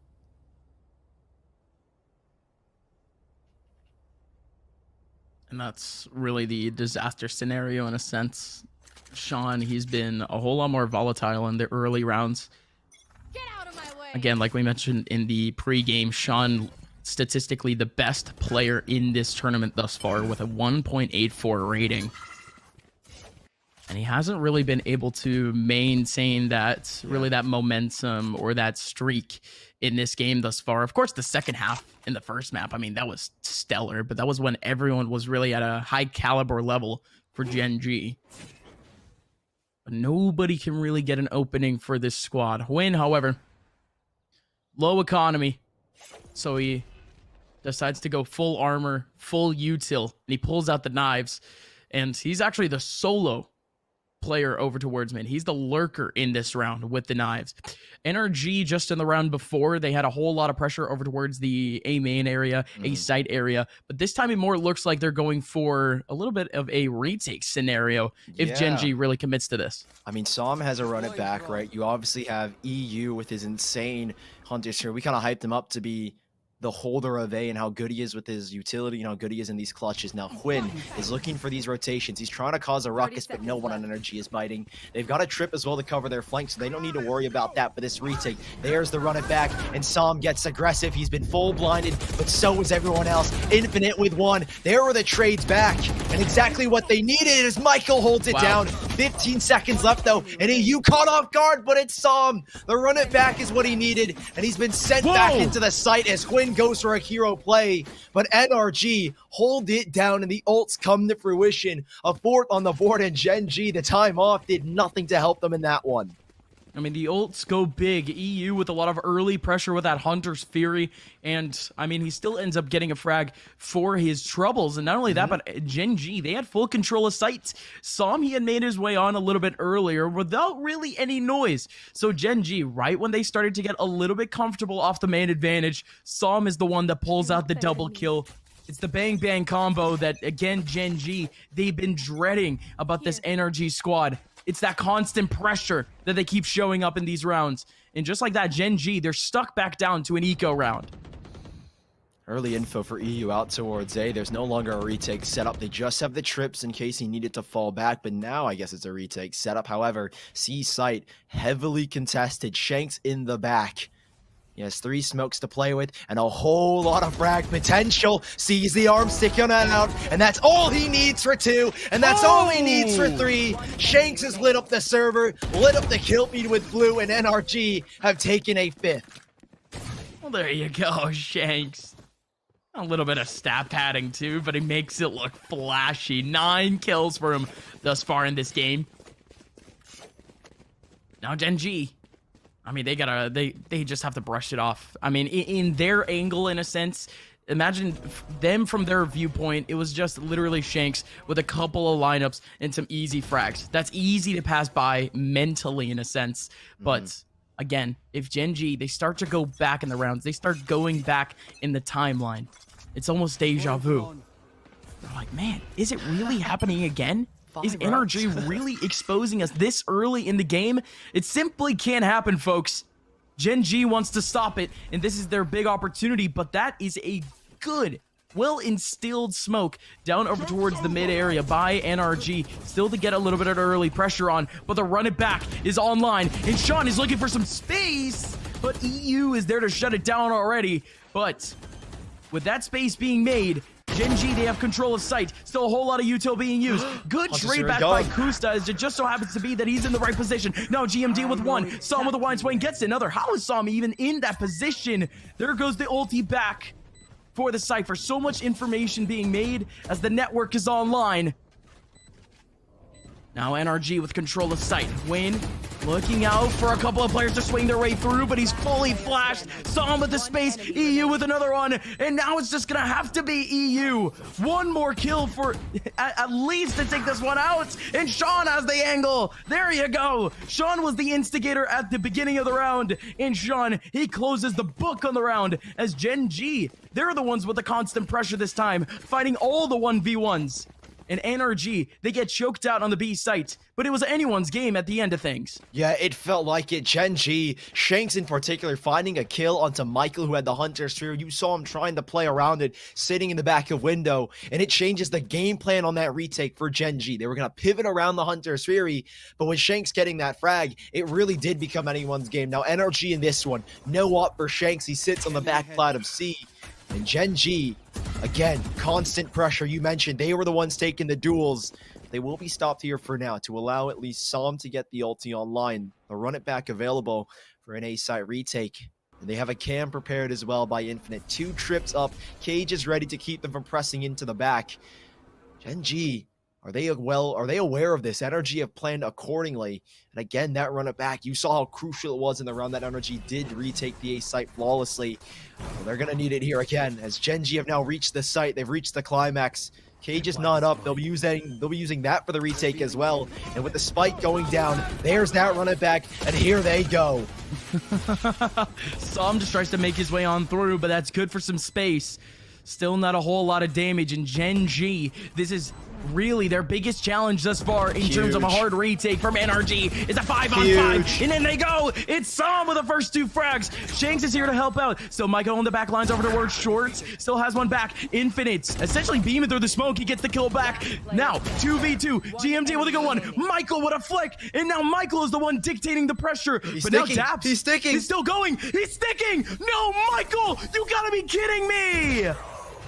It's the most anticlimactic finish that you can get. Michael is still very much sharp on the aim, but he gives up on the battle at the end of things, anticipating that the stick wouldn't come in. But, Sully, you already know what the saying is. Pros don't fake, and Daps is as professional as you can get. In the world he's from, it's 100% true. Oh my gosh, Michael. So unlucky, and you see the economic implications it has for this round. Little to no credits to buy up in a full force. They've got to go on an eco here. Pistols and a single phantom for Michael. He's the one that saved it from the last, and he's going to do anything he can, but an early Hunter's Fury. This could be a lot of damage, and it tags onto one. Info for them, but Shanks does arrive. He's got one trade back in Quinn on 30 HP. Such a difficult position to pivot around, but he's done enough to get 2. And Quinn with a flank, but EU was right on him. 2v1. The birthday boy needs another gift, and this one is not going to come to him on time. 7-2, NRG. They do lose quite a few players, and Gen G, that pace definitely caught NRG a little off guard. No, absolutely. Gen G actually had a stellar opportunity with most of their players really going towards those back lines and just fighting those rotations from NRG head on. That's really what Gen G was missing from these C takes, is having pressure in the back lines. But even then, NRG still win it out. Yep. But that's good for the mentality of Gen G. Like you mentioned before, Gen G still getting at least a little bit back onto NRG, and still with a couple of rounds left in the half, could get some economic damage going to maybe lead this into an eco in a couple of rounds. Gen G needs to win some rounds though. Yeah, 100%. I mean, last 2 of the half, try and get it, or last 3, try and get it to 5 here if possible. The cage nullified because Som has decided, I'm going to get really aggressive. Now, he should be anticipating an Owl Drone. I think that's why Shanks has changed his position up to take out the Owl Drone without exposing Som. The Owl Drone goes out mid, so this is a free position for Som. The only thing that could clear him out is a camera now. Even then, that's not going to give them a lot of info. Daps with the TP. Looking for something, only finds a couple of bullets, but that's just enough. Gen G slowed down with 50 seconds left to regroup back to this site. And Shanks, all he needed was a right click to take down Kusta. And while they were thinking of A, they were probably double guessing themselves, but this TP is going to draw everything away here for NRG. And GMD. Goodness me, what a dink onto him. Yeah, no, there you go. But Shanks was already in the back lines of A. So GMD just gets exposed. Now Daps, the leader, he gets one back with a slick kill, but Sean makes one even better. I think we've seen 3 hard taps already in the round, and well, there you go, Michael. You're definitely not expecting anyone in garage. So just like that, it's gonna come down to none other than Shanks now in the 1v2. 2 more players remaining out from around the corner. And oh, Shanks! The power of the right clicks! It's Mr. Fourth Quarter himself! He's still clutch! And from downtown, he nails down Gen G in what was their biggest opportunity to get some momentum back in this game, to get some life. And Shanks, what a play! The slightest mismovement of his cursor, and none of those right clicks connect. How does he do it? He tweeted shirts are awful, and sure as hell they are right now. Shanks, insane. The right click. Oh my god, nothing you can do if you are Sean. There's no words to describe this man. Built different, cut from a different cloth, and NRG are up now to 8. 6 rounds separate them, and Gen G, that should have been theirs by all means. No, it should have. Absolutely, it should have. But again, it's just Shanks doing his thing. Well, here we go again, folks. I don't know how many times I need to say this, but Gen G, somehow they still have a chance. I don't know what the mental barrier could possibly be for this team, but it almost seems like at least one player from NRG always has something in their backpack, something under their belt to win out some of these rounds. And well, for now, Gen G, they're a little bit more scattered, and they actually want to take early garage control for really one of the first times that NRG is actually contesting it. It actually works. Sean gets the first frag back, but EU back in the sniper's area of garage. Snags back the frag, but Infinite. He needs that cage up, and that's beautiful. He's not going to get spotted. He's still around the left corner. GMD is still here, and Gen G, they're still not going to really expend too much of that utility and trying to hold out. But again, that's such a decent spot in a sense, but it's a one and done, Sully. Yeah. Very tricky to play around. 30 seconds. If there's anyone that's going to turn into more than just one, there's that Hunter Sphere. I was going to mention, I thought they were going to save it for the retake. Infinite trigger discipline. But unfortunately, GMD checks his corners. 4 versus 2 now. NRG, a difficult retake. There's a cam early in spawn that'll give them all the information in the world. He hasn't been spotted just yet. Yeah, this is a really weird angle for at least that camera. Will finally be spotted. Quinn in the back, getting spammed down by Shanks. But time is ticking, and this is near impossible for the boys of NRG. Shanks, big paranoia though, coming out from Daps to try and open it up. And there's the swing, there's the kill. Shanks finding the first, but time is ticking now, Gus. Time's against NRG, but that hasn't stopped them yet. But what does stop them is Win. He's been so pivotal in the back lines for some of these rounds for Gen G. He's really been the one really giving a lot of opportunities for this team and some of the takes, but this time he really makes it count with a double at the end of things. And now NRG looking into this last round, just looking to close things out with a 9th, or Gen G could potentially just snag up what is a little bit better of a scoreline than what was the first map of Bind. And the buy is actually not too great for NRG either. Still a bulldog, and they're actually contemplating, you know, util and armor and the compensation of firepower. Oh, big pressure again. Saw him with a run it back. He's going to take him into spawn. Oh, that's huge. I think down. Tripwire revealed. Spam through the smoke. Nothing you can really do about that one. He does at least get control. Smoke dropped as well in the back. If Sam wanted to swing, he could. And yeah, already Kusta backing away. Doesn't want any of that business. GMD tucked in the cubby, but how do Gen G go about this one? Sam with all of this info, all of this control. They know this is going to be a B or a C hit, and you have EU, or apologies, Daps not too far, and I guess as well EU not too far from the B site. They will retake at least the garden area, get some information from it, but it's not enough. Gen G have to commit to C, and again, it's Infinite in the back. Shanks and EU here as well. It's going to be an ironclad hold as Gen G start to ramp up the tempo, but here comes the recon bolt, and now comes the hit. Ooh, Wayne on the front lines, and Michael with a 1-2 punch. There you go. Gen G with their slickest C take yet, and Kusta just beaming on through. Gets a massive frag, but Sean! That is just a rare miss. But ultimately, not too effective in the rest of the round, or not too consequential. Instead, now it is Daps in the 1v4, now a 1v3. Only 11 HP.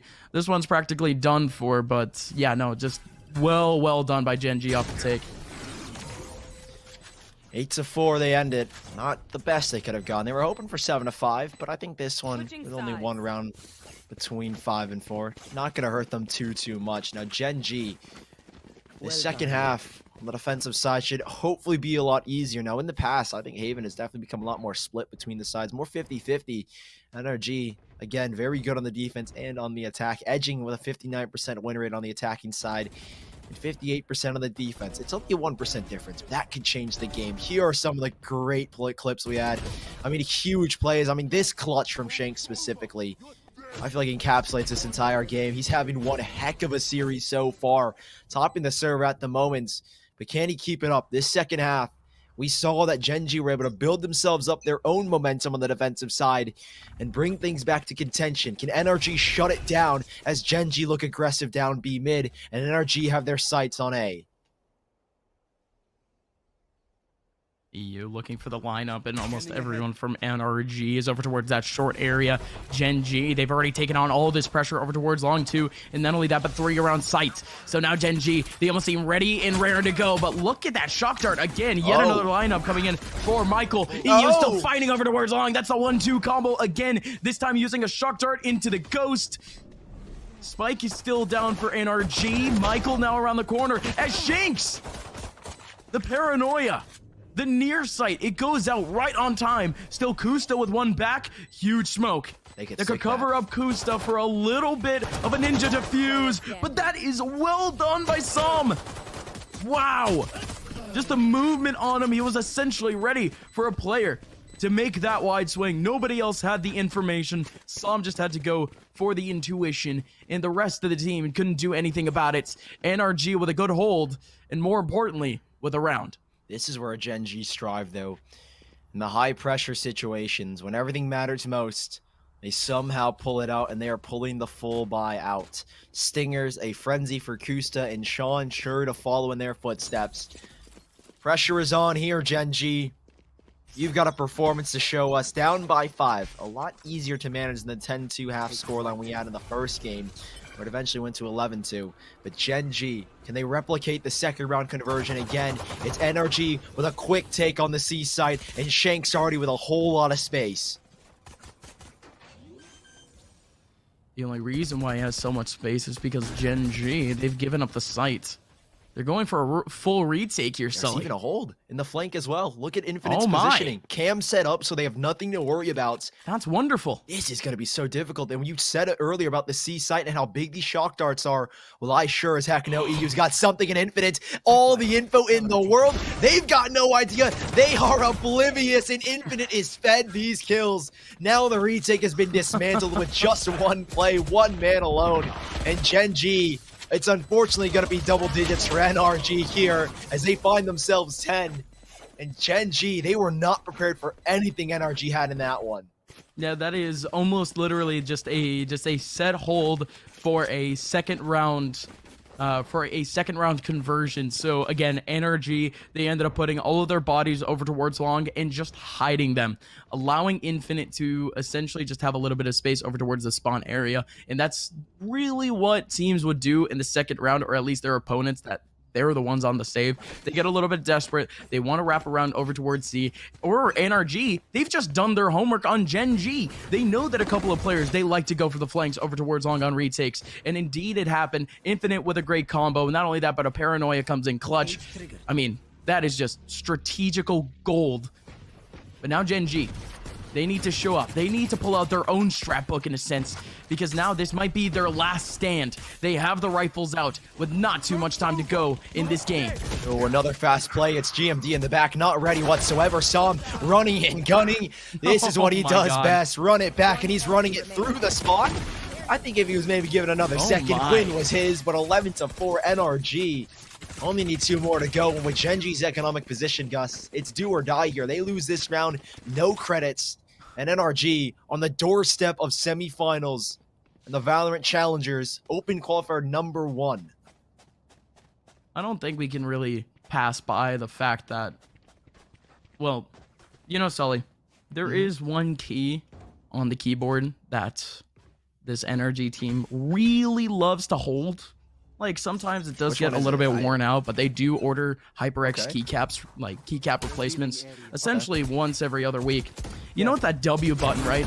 They love to wear that one out. They really do. And Sam just proved it. But at least in this round, they can't exactly, you know, maybe stick on to that, maybe that reliancy. But Sam, he's the speedster. He's already up long, just trying to get at least a frag back. But now Gen G with an early frag from Win, as actually he's been starting to heat up a little bit in the last couple of rounds. NRG, they're the ones that really have to fight back for this round. Yeah, perfect. Perfect. Exactly what they needed. Quinn on the operator can be a very big game changer. You already see it's netted them 1 kill. But NRG have adjusted. They see Quinn with an op on A. No, they're not going to go there, but GMD in the back. Ooh, caught out, and Sean will be surely cleared on out. Great take from NRG, but Gen G, we know they're good on these retakes. Michael with the first, but he's being spammed down. He has a Hunter's Fury, and he will try and deny the spike plant, but to no avail. They're going to get it down here in a second with just a reposition, and Quinn clean on the op. Puts it in a 3v2 where Gen G have an advantage but are grouped up in spawn. And you talked about the W key. Putting keycaps are on and Sam is looking for something. Oh, baby. The putting keycaps, that real fire then. There you go. There's two sides to it. There's the safe Sam and there's the aggressive Sam. And this time, Sam really comes up big. But now it's the 1v2. Daps around the corner. He's the leader. But now this time he has to be the fragger. And it works out for him.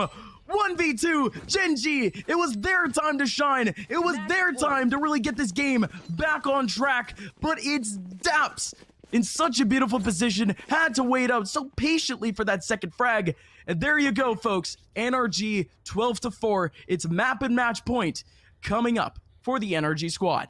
I said Gen G, when they are in the worst positions, backs against the wall, they come up big. Well, here is their time. Quinn with the Blade Storm is all he's got to use. But can he turn this around? Early aggression down long. Two-player spotted in Shanks.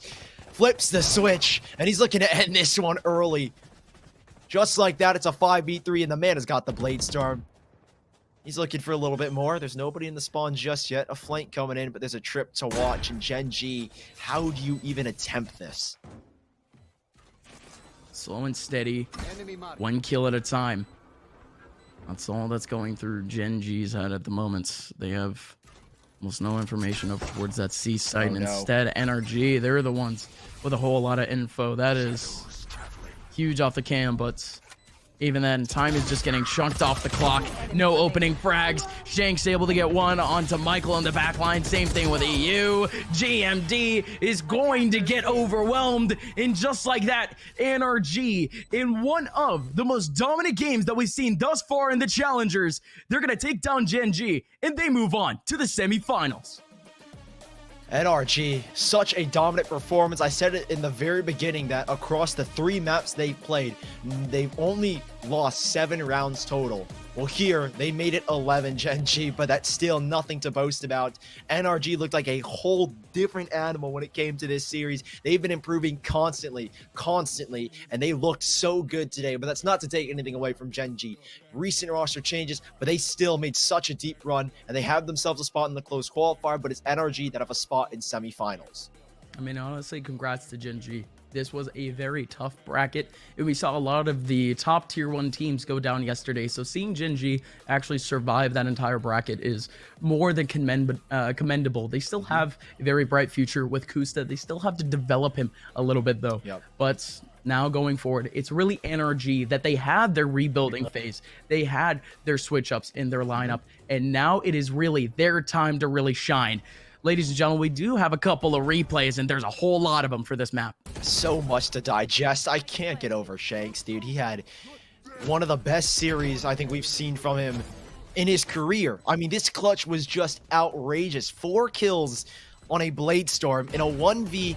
I guess we can call it 3 because of the run it back. I mean, that is just absurd. And Gen G, I feel like they did everything they could. But again, when you've got a player like Shanks and Sam that are just fragging out on all premises, it's really hard to battle against that. We said on Bind that NRG, mechanically, individually, in the 1v1s, they looked so good. And they really showed it here on Haven. No, they look great. Ladies and gentlemen, that is going to be NRG moving on into Saturday. They have semifinals coming up next. And of course, we have a second game coming up between LG and NV. But before we go, we wanted to thank our sponsor for this phase of Challengers. Thank you so much to HyperX, our official peripheral sponsor for this tournament. And of course, you guys know them. You guys love them. Every day, billions of people wake up, eat, and fire up a game as part of their daily routine. Console or PC, casual or pro, no matter your creed, color, or culture, we're all gamers, and HyperX is always ready to game. Ladies and gentlemen, thank you guys so much for watching. Again, thank you so much to HyperX. Like I mentioned yesterday, this wireless headset that I got from them, it is almost literally my daily driver, and although I am using some earbuds at the moment, these things fit like a charm. Ladies and gentlemen, we will be back with our second set of the night to decide the second placement in for semifinals here for Challenger. My name is Opmine, joined here by Sully, and we'll be right back.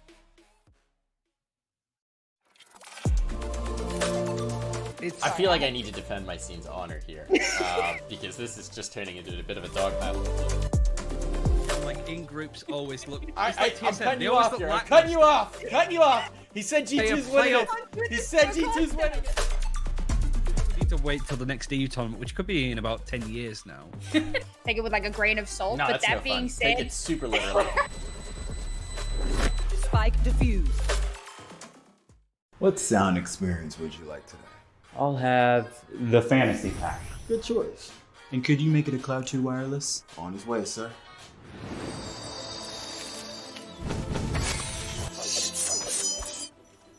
Sounds amazing.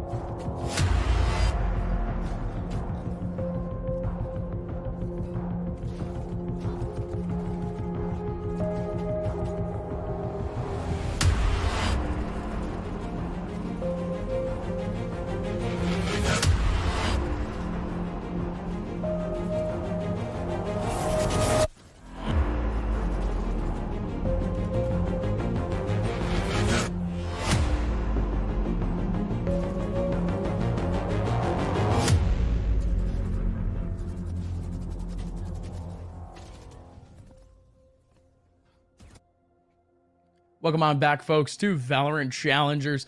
We are about to go live with Luminosity Gaming facing off against NV. My name is Upmine, joined here by Sully. We just went through a pretty great game from NRG, though, but this quarterfinals bracket is really heating up overall.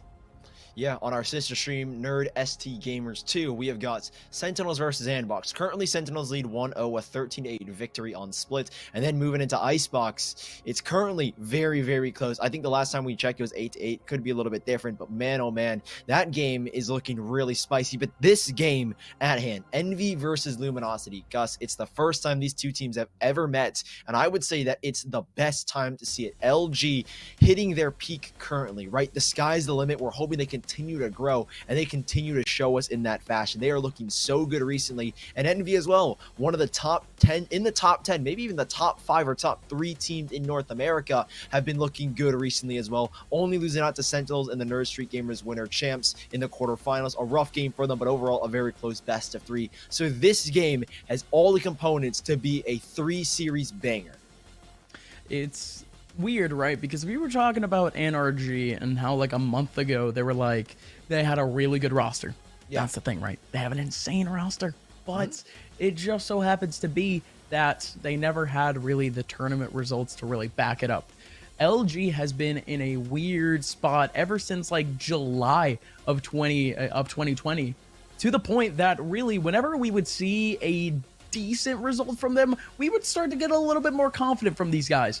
But now this is really their time. Their last 2 results, they've been incredible. They have, I mean, if I'm not mistaken, they're 10K richer just from the last tournaments that they just had at Winter Championships. And now going into the VCT, they already have a spot going into the closed qualifier. They're already facing up against some of North America's best, as they have been doing. I mean, they took down Sentinels just a week ago. Now up against Envy, who would also be considered at just about the top 3 range. This LG team, it is probably the best time in their recent history to face off against a team like Envy. Right, yeah, LG super individualistic. I mean, you saw in the Winter Champs just how aggressive they could be at times. I felt like there were certain moments where Thief, a Proto, your boy Dre, Moose, anybody could pop off at any given time. And you look at the lineups, I mean, it is stacked. On the other side of Envy, Mummy being an insane jet operator, Crashes and Food being this insane dynamic duo, FNS being a phenomenal Cypher in recent times. I mean, you look at all of these players, you see every single name. They are staples in Valorant households, and boy, they are all here to deliver a 6 series.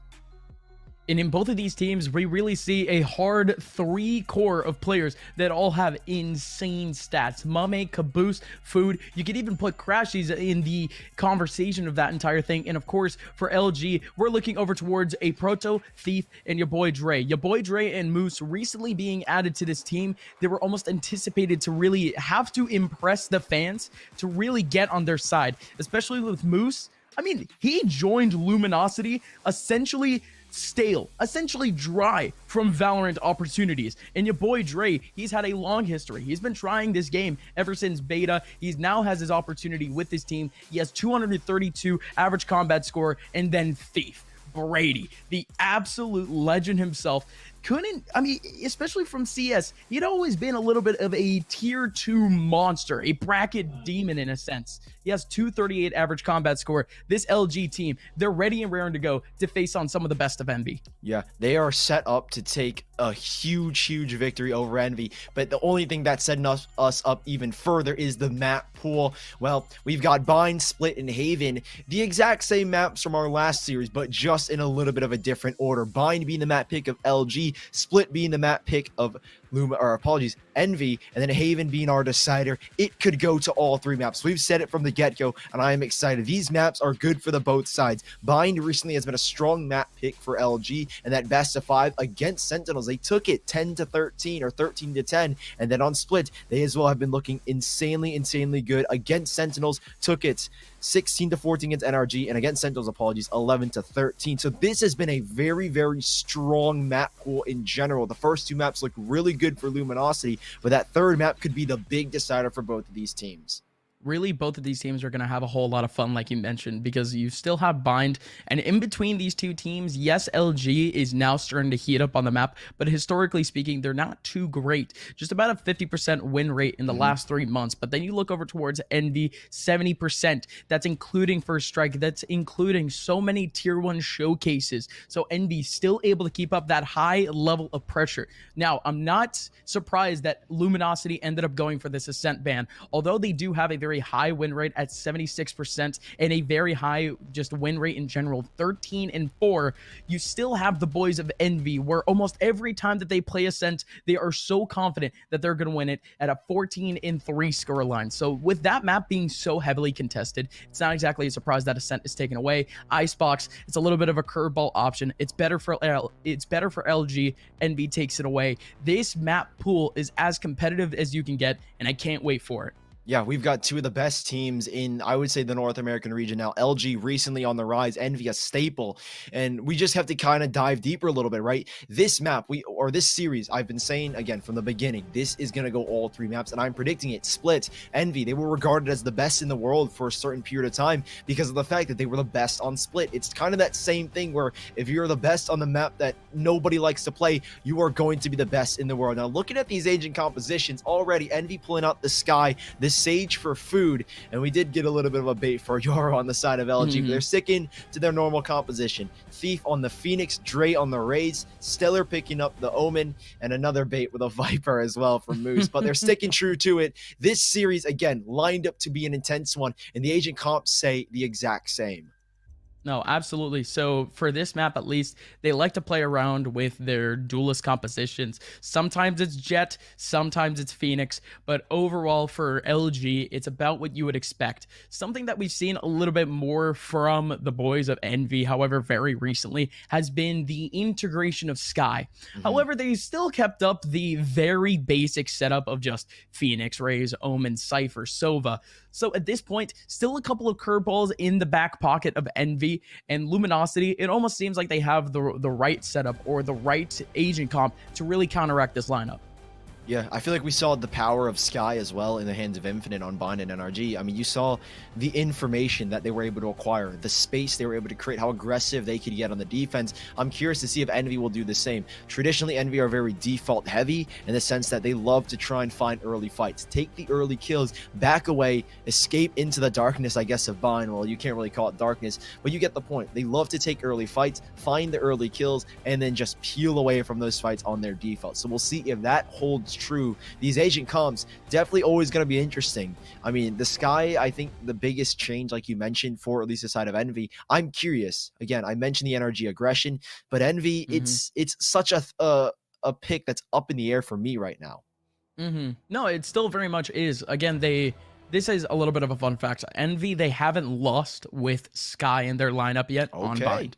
So they played 3 times with the Sky in that lineup, and it's worked out every single time. So decent stat line could definitely change on a dime, especially playing up against LG. But hey, the stats work out, right? The mathematics are fine, but what's really going to matter are the frags on the server, folks. It is Envy versus Luminosity Gaming for Challengers #1, and it's map #1 underway. There's that bird early on. Like I said, lots of early info. Crashy's able to get away. There's that default coming into effect where they can just peel on out of their Envy. A lot of control towards Showers, but oh, big shot from Crashy's, but a great trade back from Dre. Now it is up to Food. He needs to sit in hookah and ensure that nobody can take this control. It'll make the retake 10 times easier, but Mame's got 4 players that he's got to deal with right now. And Envy, I don't think they realize they're not even on the site. Yeah, there is no way they're crossing that Mame would be able to win that one out. And there you go. I mean, it's the around the world that you like to see from a lot of teams, but it's usually taken at around the mid area or something of the sort.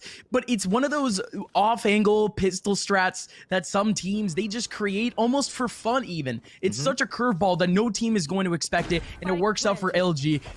They take full spawn control, and there you go. Not only do they have a man advantage, but they have a spike down in such an inconspicuous conspicuous spot where Envy is simply not used to really retaking, but it's so easy to shut down. Wall. Nobody in U-Haul with a wall up, only one over towards heaven, and it's a wide peek from a Proto. Oh, a Proto would have dropped. Not gonna be able to take down the person actually going for the defuse though. It is gonna be FNS back with a kill, and that got so tight, but a Proto just shut that all down. Still going for the defuse, no! And Food gets it!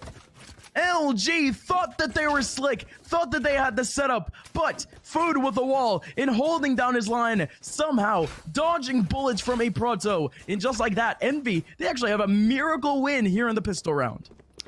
Last second, they couldn't get it done. Your boy Dre goes for the swing. He's not there in time to take down Food. But Envy, the first round picked up. LG will respond, but with lesser guns. The spike plant will allow some armor to be bought up, especially with your boy Dre picking up 3 kills in that one. So now LG 0-1.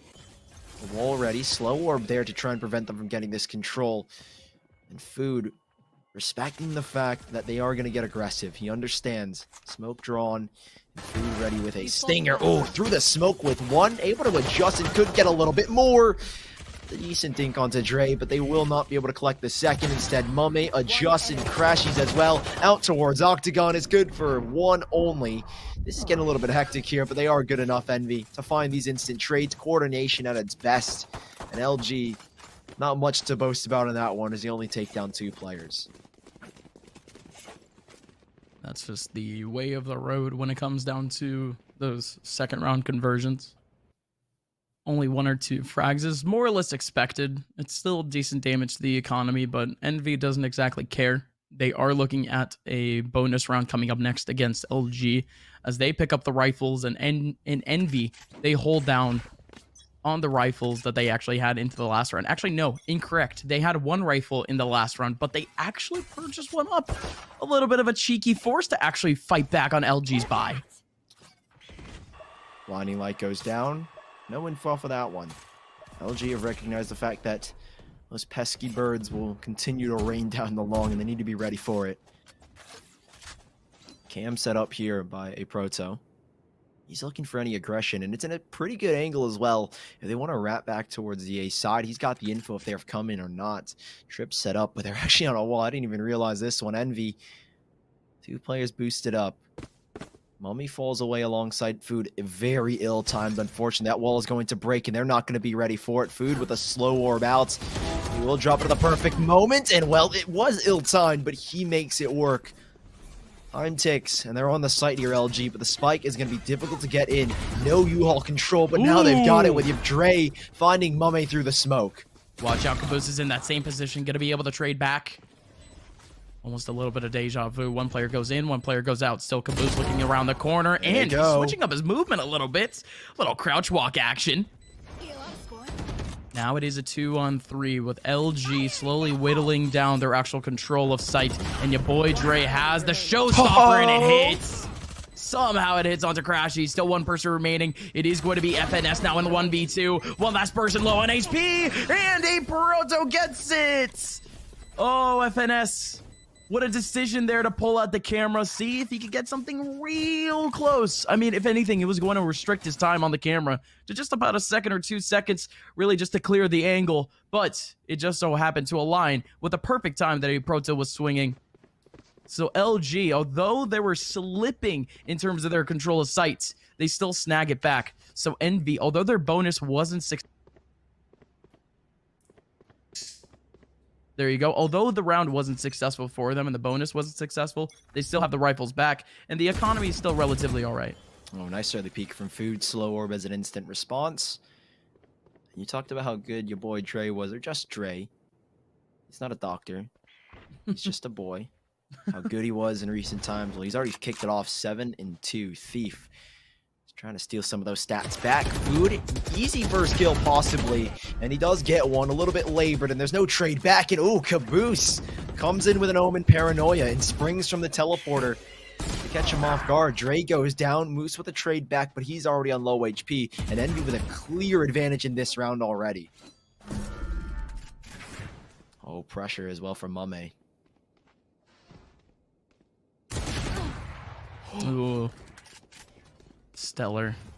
It was more than known that he was in this position, and Mame absolutely needed that frag. So important for the rest of the round flow, but instead now FNS. There you go, off the stinger, and that was his goal. Get the ulti up, get the network ready and raring to go.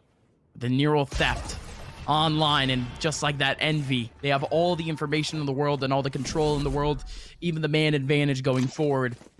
Just like that, LG, they break down, and what was really the round to build up their momentum and really build up a couple of rounds.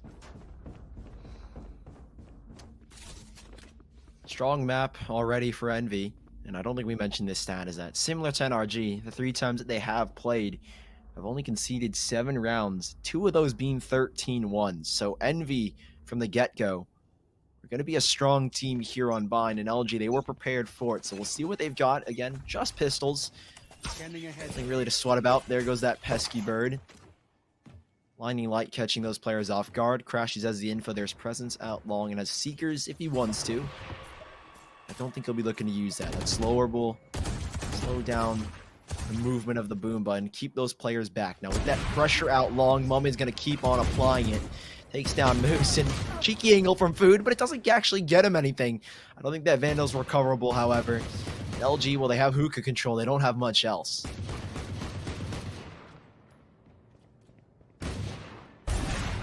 Not much at all, and there you go, Thief. Sticks around a little bit too long. I mean, it's just one of those common awkward scenarios where you try to tick down the wall and can't really do much with it, but hello, your boy Dre.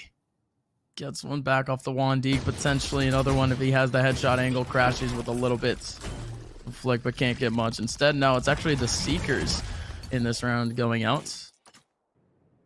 Dre, of course, he's the man spotted in hookah, but other than that, no real information based off of that ulti. But wow, that's essentially cross map. It lasts for a real long time, and now FNS is still on this front line, and Caboose, what a beautiful position, spots out the shoulder of a Proto and nails him through the wall. Now it's down to your boy Dre, who already has yet another headshot for his favor, but Caboose with a 3K in a cheeky scenario down in Cubby. Envy, yes, they do end up winning out the round, but it's just one of those scenarios. They have really all the firepower to work with. Their economy is really building. I mean, they could look like a couple of Reddit crypto managers at this point, but no, instead they're rolling a little bit. They might be actually pulling out rather than holding, because now Envy, their economy is a little bit lower than expected. The economic damage has gone down, but LG, they have the buy back, and they can really make the damage count. There's again that early bird. Envy putting a little bit of pressure towards Showers. Boom to go in. Slow Warp, I'd imagine, to slow down the boom, but a Hunter's Fury invested very early to clear out Elbow, but there's no one really taking the space on it. However, Stellar will use that Hunter's Fury as a distraction to catch Food off guard. Now the wall is up, but rotations are in. We saw what Mame did in the last round. Can Crashes do anything about this hold? Spike dropped. Great flash on out. Can he get the kill? Yes, he can. Crashes holding it down. There is going to be a flash coming back by Thief, and your boy Dre's doing everything he can. Movement king with the blast back, but Mummy's got the knives out, and he's doing everything, but he has been stopped, and now they're going to play together for a 2v3. A narrow escape. That was actually wonderful from Mame. If he was able to get the kill, however, but indeed not. Oops. Now your boy Dre, there you go. You talk about slick movement. Now you want to talk about movement. There you go, Dre. Using the satchel for a quick peek, and just like that, Envy, they get battled out in a whole lot of overwhelming 1v1s on site. So now LG, they have a round back, and like I mentioned before, Envy's economy, it's starting to become a little bit of an issue, because now you have a couple of players starting to kind of realize that they have to sacrifice util for firepower and vice versa. Yeah, you mentioned earlier that their economy was a whole lot lower than we would have expected, and like you said here, they've got to sacrifice. Crashies has been very good at holding this position. Fakes the orb, tries to bait a peek to allow Mame to get an easy kill. For nothing. Food with an early wall up. They're going to play early rotations. Crashies leaving this position. Prado, nice cam. Sees the info, takes the fight, and he gets the kill. Decent paranoia back though, will at least keep up Proto from that early swing, but he's now got what he wanted. Neural Theft online, they know exactly where these players are. A 2-2 split. Now how do LG try and go about this? Dre struggling to get this kill. It is Food that evades him, but it's only a matter of time before LG approach the site. It's only a matter of time, but Mame, he's been in this position so many times before, looking over in the same angle on Hookah. And he succeeds again. Wonderful from Mame, but that's just the early peak that could definitely help them out. But again, LG, they ended up capitalizing on a lot of early pressure from the Cypher. But oh, that teleport. Stellar's gonna pull out the paranoia, and there you go. Caboose fully heard it, I would like to think, but LG, they don't care. I mean, we take those. Fully in sight, one person that has been playing in that cubby position almost every single time. That's a head-on paranoia. And not only that, but LG get all the rotation frags needed. Food the last run remaining. He has no chance. It's a third round for LG, and Envy, they're looking down the barrel of a couple of pistols going into the next round. Maybe minus Food, who should be able to save this Vandal. But yeah, LG, very clean execution. Good TP commit as well from Moose to the top. Or apologies, Stellar.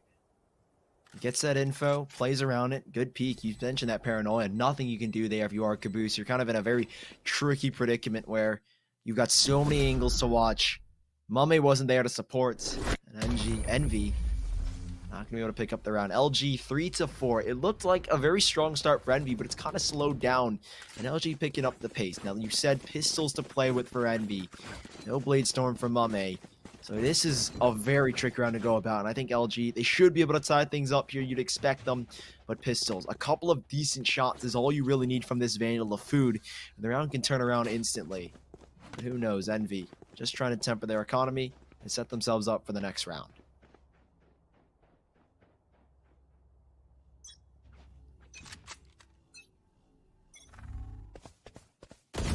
And we go again, actually early peeks over towards mid, and that's as desperate as you can get it, especially with a hero rifle. So that's going to be at least an early frag for LG and a whole lot of damage in Hookah.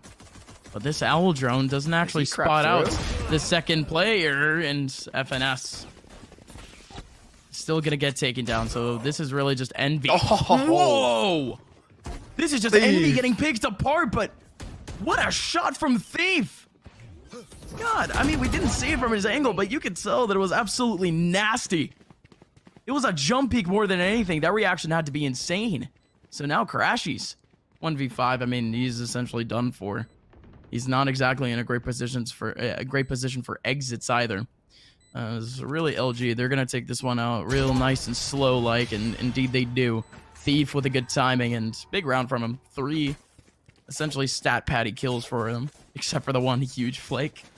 LG, now, they put Envy up against the ropes. 4-4 scoreline. This is certainly a lot closer than we expected, especially off of the streak from Envy a little bit early on, and there you go. You get an angle of it. Thief was actually fully expecting it. He had a little bit of pre-aim in that area, a little bit of readjustments, and that's a big one. Still 4-4, though. This next round's big, Sully. Mame picked up the operator again, glass cannon, if you will, the bird, or the blinding light, I'd imagine, to come out as a reaction. But no, Crashies is just spotting. He'll use it later in the round for info. Food in a good position. Barrier goes up. And now nothing that LG can do about Hookah for now, but Crashies. He's got to deal with this. Good flash, but it actually blinds himself. He doesn't get the info he wanted. Well, he obviously knows they're there, but he won't get the blind to force LG away the entirety of this round. There goes that third blinding light. They'll retake Hookah, and with most of the utility here expended by LG, or apologies, Envy, with those blinding lights in the early barrier orb, this is a difficult round to hold. No cages set up here as well. Those are all on the A site, so how do Envy lock this site down? LG are knocking on their door. Dre has a showstopper and a blast pack to go out if he wants as well. This round is going to be quick. There's the showstopper. Here comes the paranoia, and Dre's got one. Dre's got two. Crashy's exposed through the cage, and Caboose is on a flank, though. Caboose on the flank. These players from LG aren't going to expect it at all, and it's actually planted in default. Get the swing, and indeed he does. Now Caboose, He has full control at least, but a singular smoke remaining for Stellar. He's going to make up a little bit of space. He still has no clue where this second person could be. He could definitely be on site by now, but with a little bit of clearage, still playing around. Again, not only is he paranoid in the game, but he's paranoid in his mind. He has no idea what these players are. With the low tempo and with time running out, Stellar's just looking out for all of his options. Oh my! Mommy dashes in to force out the situation, and Caboose. Oh my. He was definitely pretty close to a couple of those bullets hitting his forehead, but Envy, they still pull it out in the end. Off of, again, that flank from Caboose. Nearly lost the round, I guess, off of that flank from Caboose. I thought he was going to go down there for a second and Stellar would have had it. So close for LG. They do still have economics on their side. Plenty of credits to buy up here. Mame does end up losing the operator, so a huge investment. Every single round has been costly for Envy. Where is the balance? Where do they finally say, okay, we don't have to worry about what we've got on our bank accounts. We can just buy because we want to. Great recon bolts. Good info by a Proto. One way in the trip doesn't work out, unfortunately. Envy will get aggressive down short, though. They're going to isolate this left side. They know players are towards shower, so they're going to try and take those fights. But Thief wants the fight in Hookah. A big flash. Crashy's on the box, not forced off of it. And a huge paranoia to try and retake, but Dre was ready, waiting and watching all along. 5 versus 4, and LG, they slowed things down off of that kill.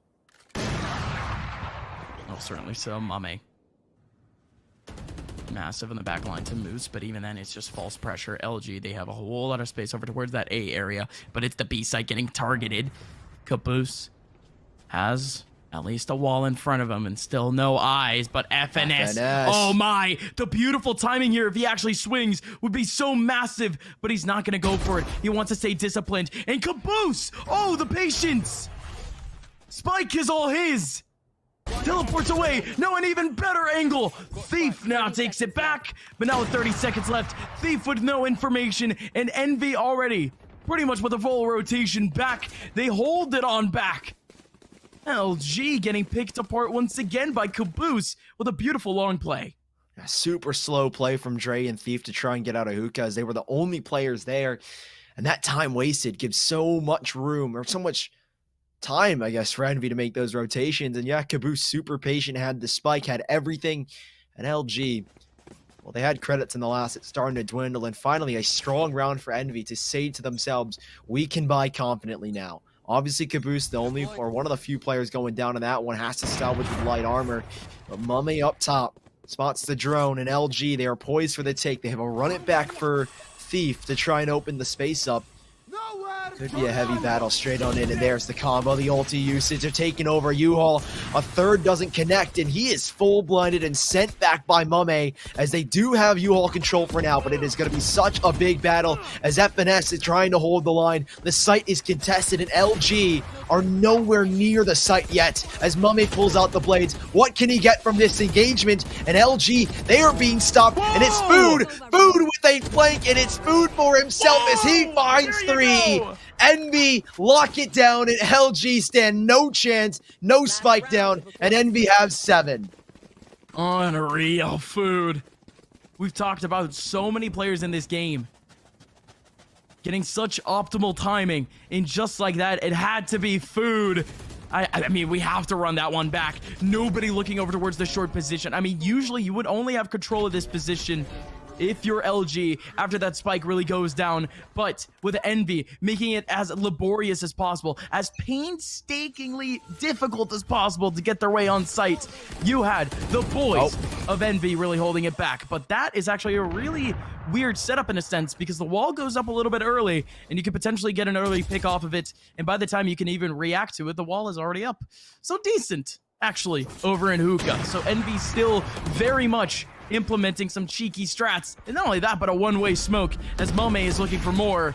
And Caboose actually, he goes through teleported. This mid area is an absolute meat grinder for LG. They can't get anything done. Moose now the last one remaining in a 1v4, going to be able to take down one in Crashies.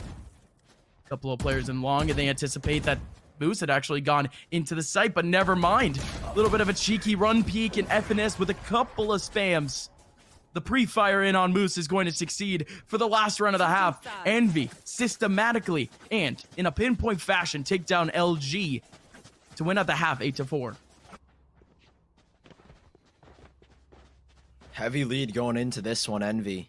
They know that they've got, so far, everything on their side, but LG, this is the better side of buying the better half, if you will.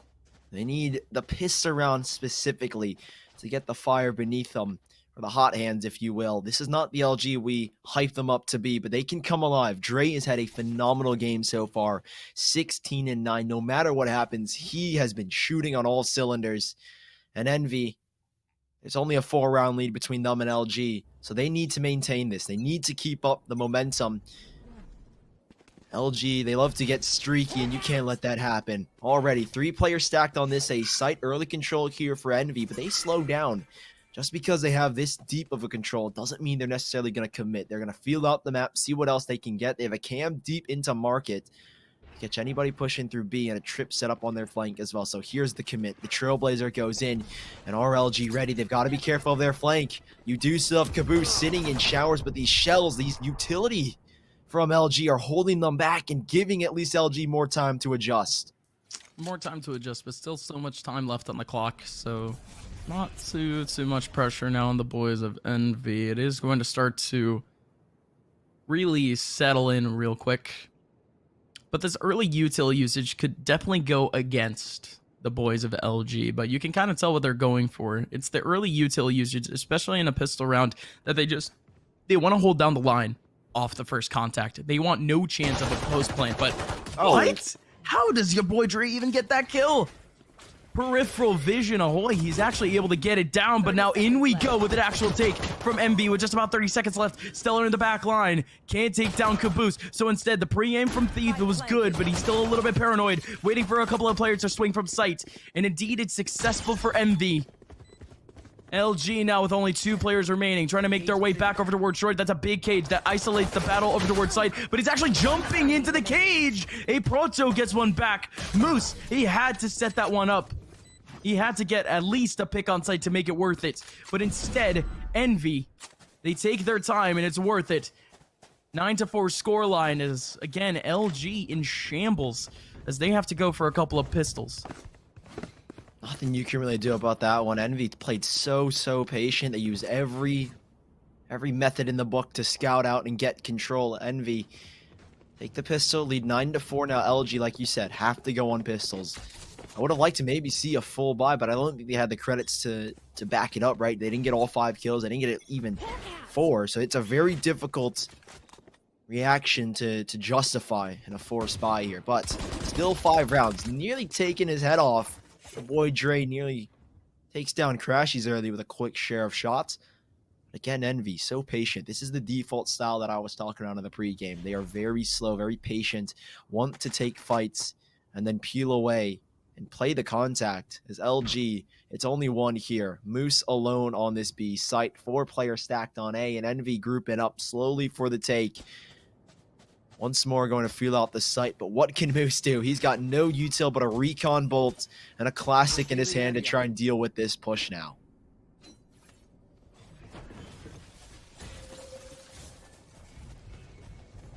And again, a full retake setup from the boys of LG, but I say that right, but it's going to be so tough to actually try to instill a bit of a setup even. It's a little bit scattered, but in we go full 3 over towards the mid area. It's going to be Crashes on the front lines with an SMG, but your boy Dre has been very sharp on the Sheriff thus far. Yet another headshot for him, and in we go. Still 4 players remaining on site. That nade is going to do so much damage, but it forces FNS to swing, and it gives them 2 inadvertently. He's spraying out no issues, and LG, of course, off the pistols. They're going to lose that one out, but it looked like they had a chance for a second there. Envy, not exactly discouraged. They're still going to stick on to the SMGs and the scattered rifle here or there going into their own bonus round as LG, they try to hold down the line of Envy's 10. They do have the buyback, like you said. It is everything they could hope for. All investments made, no credits spared except for Thief's 100. And Envy, here's their bonus. 4 players alive. And they have got so many credits. Food with the only investment. He's the only one that went down, so he ends up buying a Vandal. But his team can accommodate him. Great early flash, but it will be stopped for now. Again, LG, I think with this control, they might not necessarily fully commit. Again, they have that backdoor of FNS who has control down towards B mid. Aware of a flank possibly if it were to come. And Envy, yeah, they slow down. They don't need to fully go into this one. Again, kind of play the mind games with LG right now. As LG are heartily pushing the issue elsewhere. Down towards B, there's minimal control. They've got observant eyes out long in hookah, but that's really it. 2 players are waiting. A Proto's camera will get the first bit of info, but that's been blinded now, and they can go quick with already Mame looking for aggression, but a Proto stops it. 3 kills between Dre and a Proto, and they might have just won the round for their team. No, they certainly did. There you go. LG. Almost not a singular man going down until the very last interaction, but man, oh man, what a hold. I mean, Envy, they've been very much active in the back lines of almost every little corner, little divot in this map. In this time, in pretty much a full A take, they try to go towards the back of site. They try to fight the rotation as it starts to come in, which was a little bit rare for LG in the first half. So Envy really switching up the pressure, but it doesn't exactly work out in their favor. Well managed by LG going forward, as now they have a chance to really rack on the rounds. Okay, remove, no info there. But again, Envy, they're going to try and test it again. They were on an eco, so maybe that could be the reason. I think that's the validation for another take, but a great flash. I don't think that's going to get a lot of info. Dre is still contesting. Seekers go in, but he can't get a kill. A Proto instead once more comes up big. 2 huge frags. And LG, well, they concede U-Haul, but they have done enough to delay. Rotations are in, and the round is on. That neural theft would have been so huge if a Proto was actually able to survive. It was really the only one of the front lines that could have really utilized that information off the cuff. So if anything, LG, they escape with what was a wasted piece of util, but now in we go. Thief, that is massive. Huge. Food does take a little bit of time to actually get the kill back, but there's still more of a chance. There's still one of U-Haul though. In goes Moose, but no! Mame is fully aware. Stellar 1v2. Both players looking to wide swing at the exact same time. Great communication. LG, like I mentioned before, that was their biggest chance to get back into this game, and now they get knocked down a peg once again by Envy. And in that round, it certainly looked like the players of Envy had it. But early on, though, I gotta say, a Proto really did shut them down. It came down to the micro interaction, Sully. Yeah, 3 players from Envy fully invested. I mean, they wanted U-Haul controller lamps at all costs, and while they went to great lengths to get it. And apparently that was all they needed.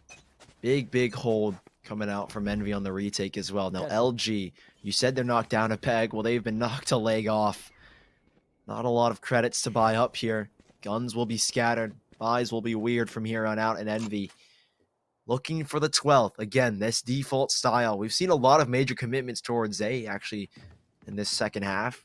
But here is their traditional style. FNS being that backdoor, ready to be an exit if they need. They've switched it up, and the B site is where they want to go. They've got control early on, and now they leave it. They've really conditioned at least LG to respect the control they are going to take. And well, Moose nearly gets punished for the early peek. Now Crashies with a blinding light. Doesn't catch anybody, but a Hunter's Fury as a response to at least try and delay these players and keep them from approaching the site with 50 seconds left. LG, they've drawn rotations back over, and Envy are double guessing themselves. They might need to cancel again. FNS is this backdoor if they need to take the TP.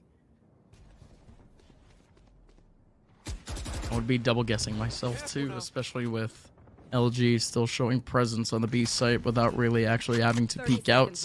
The Hunter's Fury could have definitely been more deadly in a sense if Envy had grouped up in that long area just a little bit earlier, but they're going for the long game with just about 20 seconds left. They're making their take. Still Mummy will they go back onto Thief. Not only that, but Stellar goes down. Early rotation coming in for Proto, and he has to make this count, but it's simply not going to happen. Envy, everyone winning out the 1v1s. Wonderfully and skillfully done by Envy.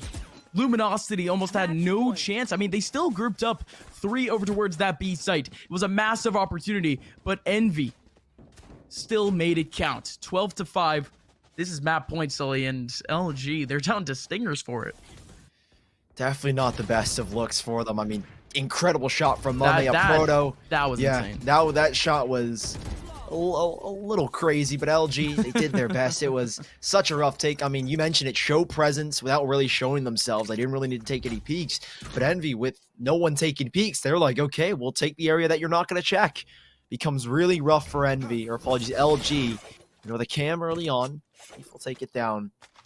Again, like you mentioned, just Stingers. So they need to play kind of a little bit of an off angle. They need to try and play the numbers game, find early picks, get what they can. And Left Finesse, again, defaulting on out, has that control. But he doesn't have enough info to warrant a B-site take. But he looks back once more just in case. LG, slow and steady as they have control of Hookah. But the A-site, they're not really making a move just yet. And Envy taking it down to a minute and really playing the waiting game. It's the only thing that they can do. Double Hookah. It's really as cheesy as you can get sometimes. Especially from how many plays that we've actually seen just completely shut down, dude. Hey, all I'm saying, a little bit of luck, it doesn't really hurt, right? Let's see if it works out, though. No way. That flash comes out at the perfectly inopportune time, but Moose still gets 2 out of it. Round is still equalized, and Stellar actually gets one back into the hookah area and gets himself a second. Caboose now at a 1v3. Beautiful position, has to take on the 1v3, and not gonna happen. How on earth does Stellar, in that sort of position, still aim himself, kind of like a Vandal or a Phantom, hold down the hookah area, snags himself a couple of headshots, and keeps LG alive? That is huge. Snowball effect from Dre as well. That showstopper kind of triggers Envy to push into the site. They've been found out. They're like, oh no, they know we're going to go to the B site now. We've kind of got to get going. And they walk into Stingers. Huge presence in Hookah. The biggest thing as well. Big hold from Thief alongside Moose to lock it down, and Stellar already on a quick rotation now. However, Envy, with the rounds they've strung together, and string along another buy. LG, though, still fighting for survival here in map number 1. Lots of control gain. Envy aren't playing around. There's no more default. There's no more funny business. They're going all in, and there's a player just around, but 3 stacked on the site. A revive available. But Envy, it's LG for the fights, and it's a proto again for 2. What you need at the right moment, at the right time. Trades go back, but is it going to be enough? Has to be right. They still have to focus up on the individual frags, and it's food, actually. The battle stage! Fighting everything on the front lines in that round, and not only that, but the run it back can't get anything done. So instead, now Caboose finding his time, but the showstopper. Okay. I mean, I'm sorry, not the showstopper. The showstopper was last round. The shock dart. That's a whole lot of damage over towards sight, but there's still a whole lot more work to actually pull off. There you go, a classic molly to really get a wide swing going, and there you go. Now it's a crossfire on this side, and there you go. Food grouped up with Caboose, and they make it work again. Envy, I mean, a whole lot of kills happened this game with LG having their backs towards them, and just like that, Envy sneakily but powerfully get a game in a map over LG. In such a dominant fashion as well. Bind was a map that we expect to be very close between these two teams. We set up LG. They were at their peak performance so far. They are looking good. They're continuing to rise to the top of North America, but that was not at all what we expected. Envy came with a vengeance on the map pick of LG. Not at all what you expected whatsoever. 13-6 being map number 1. LG, it's going to be hard to shake it off going into split. Oh, absolutely. I mean, Luminosity, at least in terms of that map, they've had a decent history on it. And really, this entire map pool, I said that it was going to be as competitive as you can get really between these two teams. But what I didn't really expect was Envy literally pulling out every trick that they had up their sleeve. So, I mean, if it works, right? Especially for some of the pivotal rounds that LG ended up getting reset by. Those flanks and really all of the lurks and all of the insane takes by Envy, it really made the game count. Ladies and gentlemen, map number 2 is coming up in just a little bit between Luminosity and Envy. You don't want to miss it. It's a spot in semifinals. About to be confirmed. Maybe, sorta. Who knows? LG can pull it back. We'll be right back with some more Valorant Challengers. What sound experience would you like today? I'll have the fantasy pack. Good choice. And could you make it a Cloud 2 wireless? On his way, sir.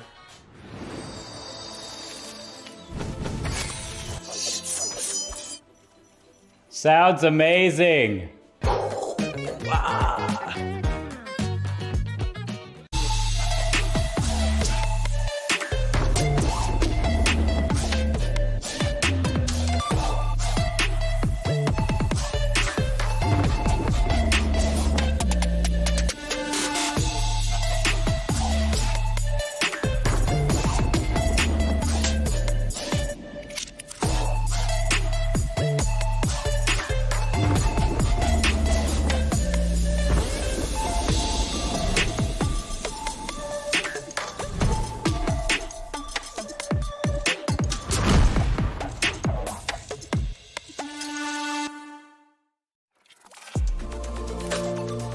I feel like I need to defend my scene's honor here, because this is just turning into a bit of a dogpile.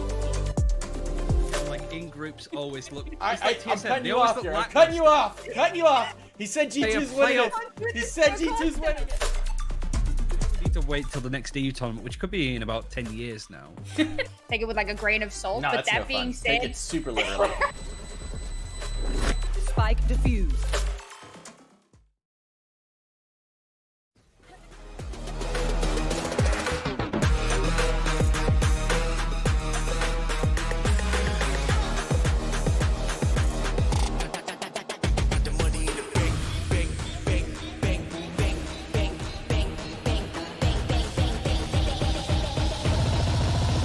The money in the bank.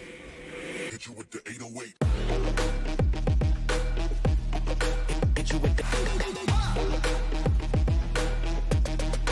Hit you with the.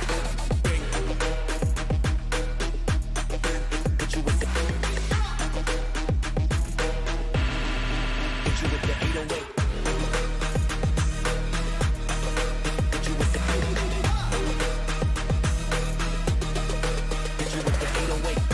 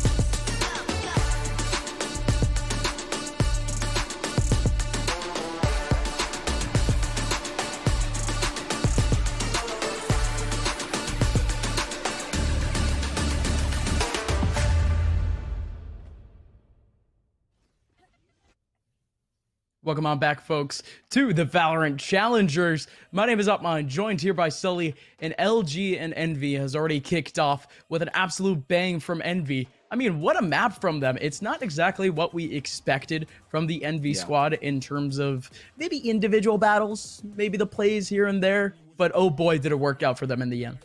Yeah, you're 100% right. A bang, but only for the side of Envy. LG, it was more or less a whimper. Obviously, your boy Dre had a sick first map. 20 kills spread across those rounds. And, well, we've got some highlight plays for you. Obviously, that shot from Thief. I mean, it felt like while LG were struggling overall throughout this entire game, it still felt like they were fragging on all premises. There was no slouch in terms of that in Envy. In the very first, at least the first quarter of this game, it felt extremely close and it could have gone either way. But Envy, once you give them an inch, they'll give you a mile. They take everything from LG and there was nothing you could do about it. Now, moving forward into Split, the second map, it's the map pick of Envy, and many have regarded them in the past as the best in the North American region on Split. So LG, this is no easy feat. It's not a map that they're necessarily the best on, but they are extremely competent. Against Sentinels, lost only 11-13 and took down a couple of other teams as well in the making of the Winter Champs. So LG, this is survival in the open qualifiers. They've already made it to the closed, but can they keep on going forward to the semis?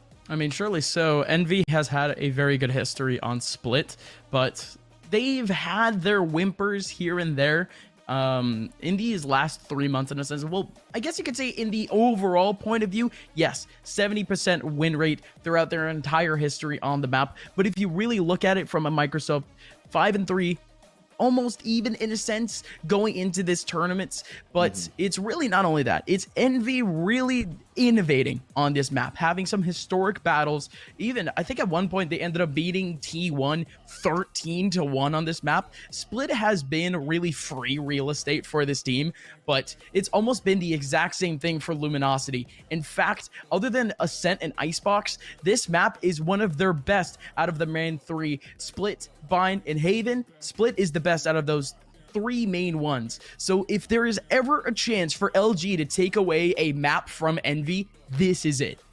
Yeah, you talk about the 13-1 victory that Envy had against T1. Well, LG just last night against FaZe, the third and final map, took it 13-2 to close out that series. So LG, they again, well, I kind of maybe downplayed their skill, are still looking really, really good. Envy on the attacking side, LG starting it off on the defense. Again, it's survival here for LG, at least in the open qualifiers. Everyone in the top 8 has got that close qualifier spot, but everyone wants the best seeding going forward. Now, Envy, they have been looking good recently. Again, like you said, very innovative. They've always been running this Sage, the Sky recently for Crashies as well. I mean, this agent composition, again, I feel like entails a banger of a map. But I said that on Bind, and we only got a banger from one of the sides. Oh, I mean, that's almost what we saw in the map before. Gen G still had like a layer of competitiveness in a sense, but that was the full NRG show. We still saw glimpses of LG throughout the map, especially your boy Dre and Thief. Those two had some really good stellar individual frags, but it's gonna have to combine. I mentioned the word stellar. There is literally no pun about it. Stellar still has that fragging potential on him. It's just that really this entire team hasn't really gone out on their own yet. One player that has been very hyped up for myself has definitely been Moose. Moose coming in from CS, he was known as more of an aggressive player. Is still more or less very individualistic, but his stats are always very, I guess you could say, consistent. In that last map, he looked completely out of sorts. At this point, everyone needs to step up to the plate. And LG, they have a perfect opportunity now on the defensive side, historically the better side of Splits. And it could be a banger for this Luminosity squad, but let's see how they treat it out.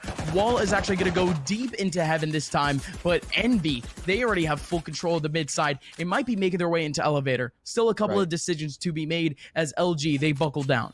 Yeah, everything really pivots around this mid area. It's such an emphasis for these top teams on Split, and both of these teams know the contest. So Stellar wants to prevent any chance that they could walk into Mailbox, but Envy, they want that surprise factor. They want them to think that they can go into Mail at any moment, but in reality, they've taken full control of the A Heavens, but they still slow down. Envy not committed. as they still vie for control. And now here comes the take. The wall goes up. There's no chance for a peek there. And now they need to isolate these 1v1s on site. There's one player, Moose, sitting and waiting. The frenzy will sting, and there's only just gonna be enough for one. Healed up now is Mame, and the retake commences. Barely good enough for one, and he's still able to get a little bit of damage onto another, but now Envy, they have full control of this site. Again, a great wall off the post plant coming in for the boys of Envy, actually clearing up that heaven area, and just like that, it's gonna delay so much time. Food, FNS, both with frags, but now it's already equalized. Mame needs this frag in such an off angle. Same thing with FNS, but can't find it. Now Mame, he picks up the ghost, and he cleans it up for himself. How many times are we going to see this, Sully? LG with a golden opportunity to win a round, with a man advantage going into an XV1, and they lose it out some way, somehow. Mame, you absolute legend. Comes up huge when they need it most. Those ghosts turning people into ghosts. LG, a difficult retake nonetheless, and Envy had good post-plant positions, but LG, they nearly brought it. Envy looked to be a little bit stagnant on that site, but now they've got that one out of the way. They've got to buy. Again, LG, no force-up bag. They're not going to invest too much into this one, but they will have a couple of upgraded pistols. A Proto. Early on drops the cam. We'll look for some info. The Trailblazer in, and Moose completely stunned. Now is he going to try to abuse it? You better believe it. He's got the kill onto Moose. The widened B main gives him that easy access. And there's no trade back. Dre tried it with the shorty. And LG, 2v5 now. I think this round is already a wash here, at least for the side of Envy. It was expected anyways. LG didn't get too much cash into this one. And, well, Thief, he tries to make himself maybe a little bit of a chance. He sticks over towards that A side. But, yeah, again, in the end, Envy taking it away off the second round conversion. And that's the fun thing about really tier 1 teams, right, is that we don't really see those round 2 conversions fail all too much. It's really a showcase on how the team is really feeling and how their economy is really going to work out for the short term. Because now that Envy, they restricted the damage to really only one casualty, they can still rebuy very, very easily going into this next round in terms of util. And not only that, but it's going to keep building. And LG, the pressure just keeps mounting against them. This is the bonus, and wow, that slow orb. You actually hate to see it. Hits a little. It's almost like a scaffolding. Yeah. I don't know what that was, but hits a divot, and yeah, unfortunate. You see it on the cam, but yeah, full rifles out for LG. This is massive for them.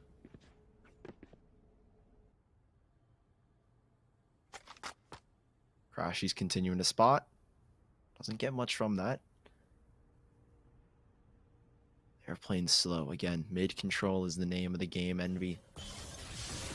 This is an important round, their bonus, as they look to keep as many alive and possibly even win this round. Take as many of LG down, and their 3 players stack this info. Huge, huge from Crashies, but Stellar up top is only going to be able to get one. Now, those players need to swing. That double box will keep at least Moose intact, but there are players starting to swarm Caboose on the back lines, but Moose pivoting around this box that is only good for one, and Thief has arrived. 2 versus 2. The spike, it can't go down safely, as Thief still showing so much presence with the Leers. Presence with the Leers, and not only that, but he has the backup. Still 2 players in that area, but this is a massive smoke. Crashies. Couple of bullets to the smoke. Wasn't able to snag anything, but Caboose is here for the insurance. These players for LG, they're actually going for the wide swings. They have no information. Zero. Zilch. Nada. They still go for the hard risk. And Crashy's vibing. He already has the full ulti, so if anything, he could do a little dancey dance on the corpses of LG. Envy, they survive the bonus round with really living up to the bonus name. They have a whole lot more leverage on top of LG now. Yeah, so much to go around. Mame doesn't even need to buy. He can save up for the op in the next. He'll go for the Blade Storm instead. So, Envy, this seems to be an explosive round, right? You can get that dash in from Mame. You can explode onto the site. Now, he doesn't have a raise to accompany him, which is something that is always super good to have behind you. But an early bird going up to try and get early information. Mame trying to dash, and well, he doesn't have the dash anymore. He goes out, right-click misses, and he is punished. Unfortunately, that Caboose takes that frag away from him, but Moose still around the corner, gunned down by Crashies. They weren't affected by the blind. And a 3v4 as a Proto tries to go big, but he's sent home. Envy in a 4v2.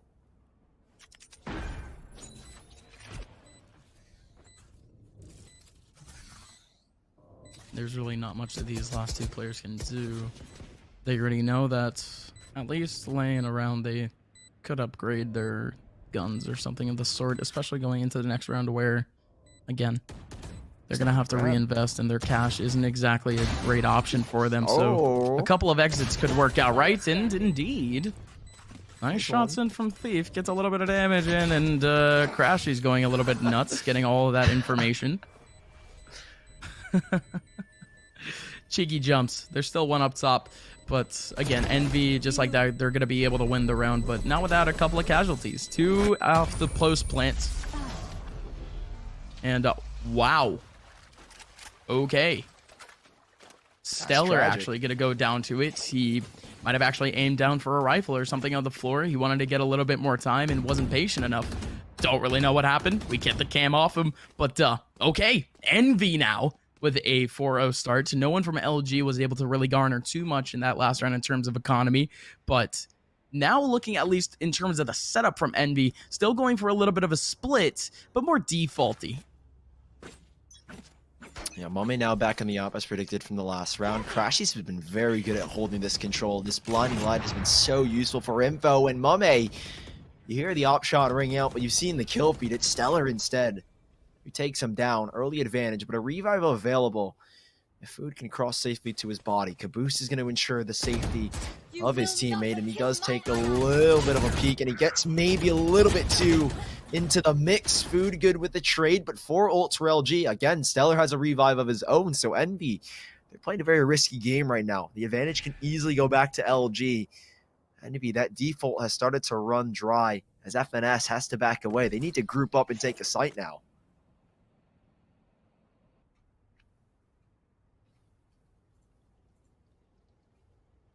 Still relatively slow though, because watch out, LG, they have a whole lot of lanes covered, especially in Heaven. Thief, this is a massive opportunity for him, but he just can't get exposed. Barely any flashes to use. If I'm not mistaken though, the Hawk could definitely make some noise, but this is actually a little bit of a shift walk that Thief has to win. But Mame, with great pressure and great patience, is going to be able to get the frag back. Now it's a Proto on site. Great line, I'm going to be able to get 2. Still 2 more players off the drop. There's nobody here to help. Never mind. There's one actually in B main that could help, but instead now, a Proto taking down Crashies. Still just 1 remaining now with FNS taking down a Proto, but this round is done and dusted. Double Heaven and no time remaining. That's LG and the performance that they needed from a Proto. When you need a Proto, he steps up. How many times did he do it on Bind? Well, he does it here again to give LG their first on offensive side. Envy, you can't let them get that momentum. You saw what happened on Bind and how they got so streaky with it, and they just started to peel away. Envy, they were stopped by 1 man, a lineup of 2 to pivot around as well. So clean from him. And he does everything in his power to keep these players back, and that's exactly what you want from a Proto. He had a stellar game last night as well, dropped something like 63 kills against FaZe. So he's no stranger to fragging out here, but Envy, surprisingly, economy has taken a much worse turn. Some Bulldogs had to be arranged, and the credits moving forward might not be in the best position. Cypher Cage to deny that one way any information, but once more, Crashies on the opposite side is starting to work around, but a Proto from the last round is looking for something. Moose finds the first, however, a TP into the back from Caboose. He's trying to get this control, but there isn't a much that Envy can go off of right now.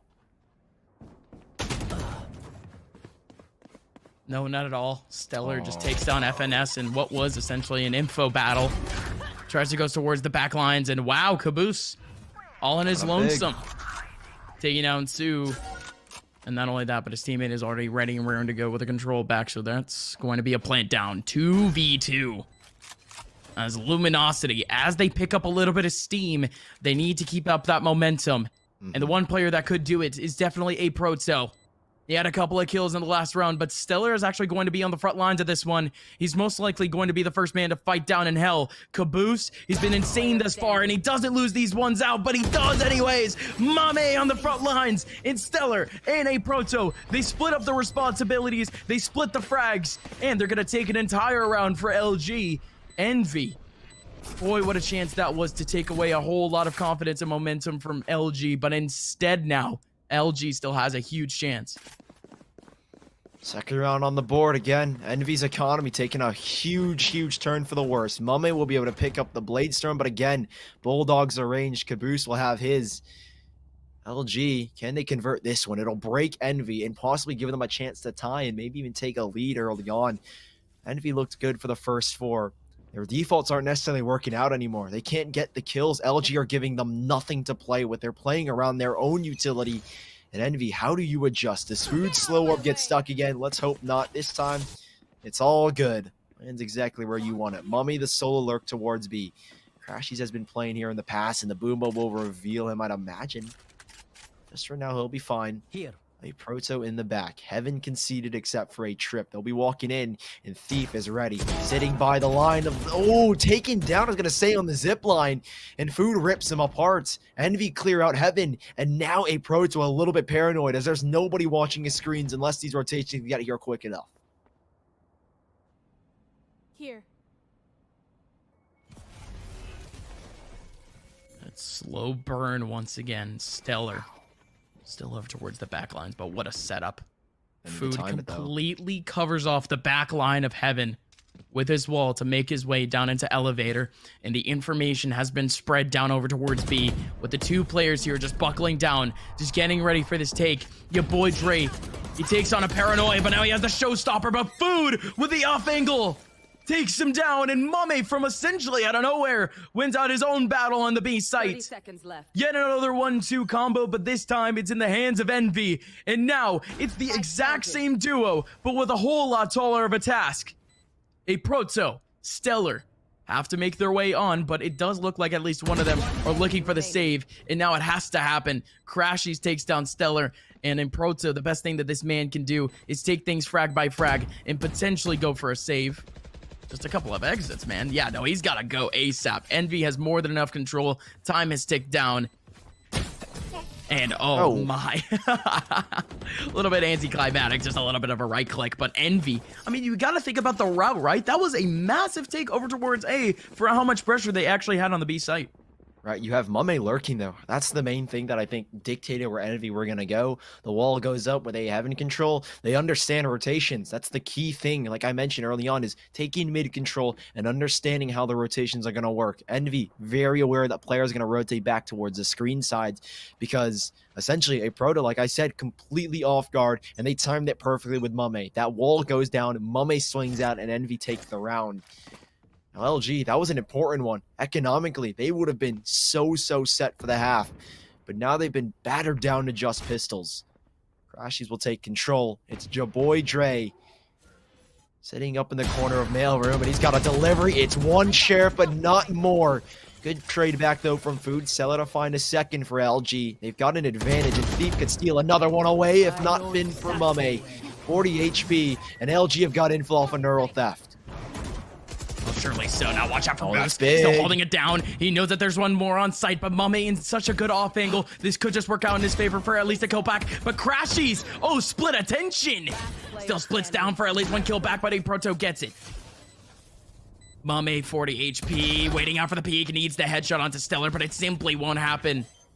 LG, they win out their battle really throughout the entire map.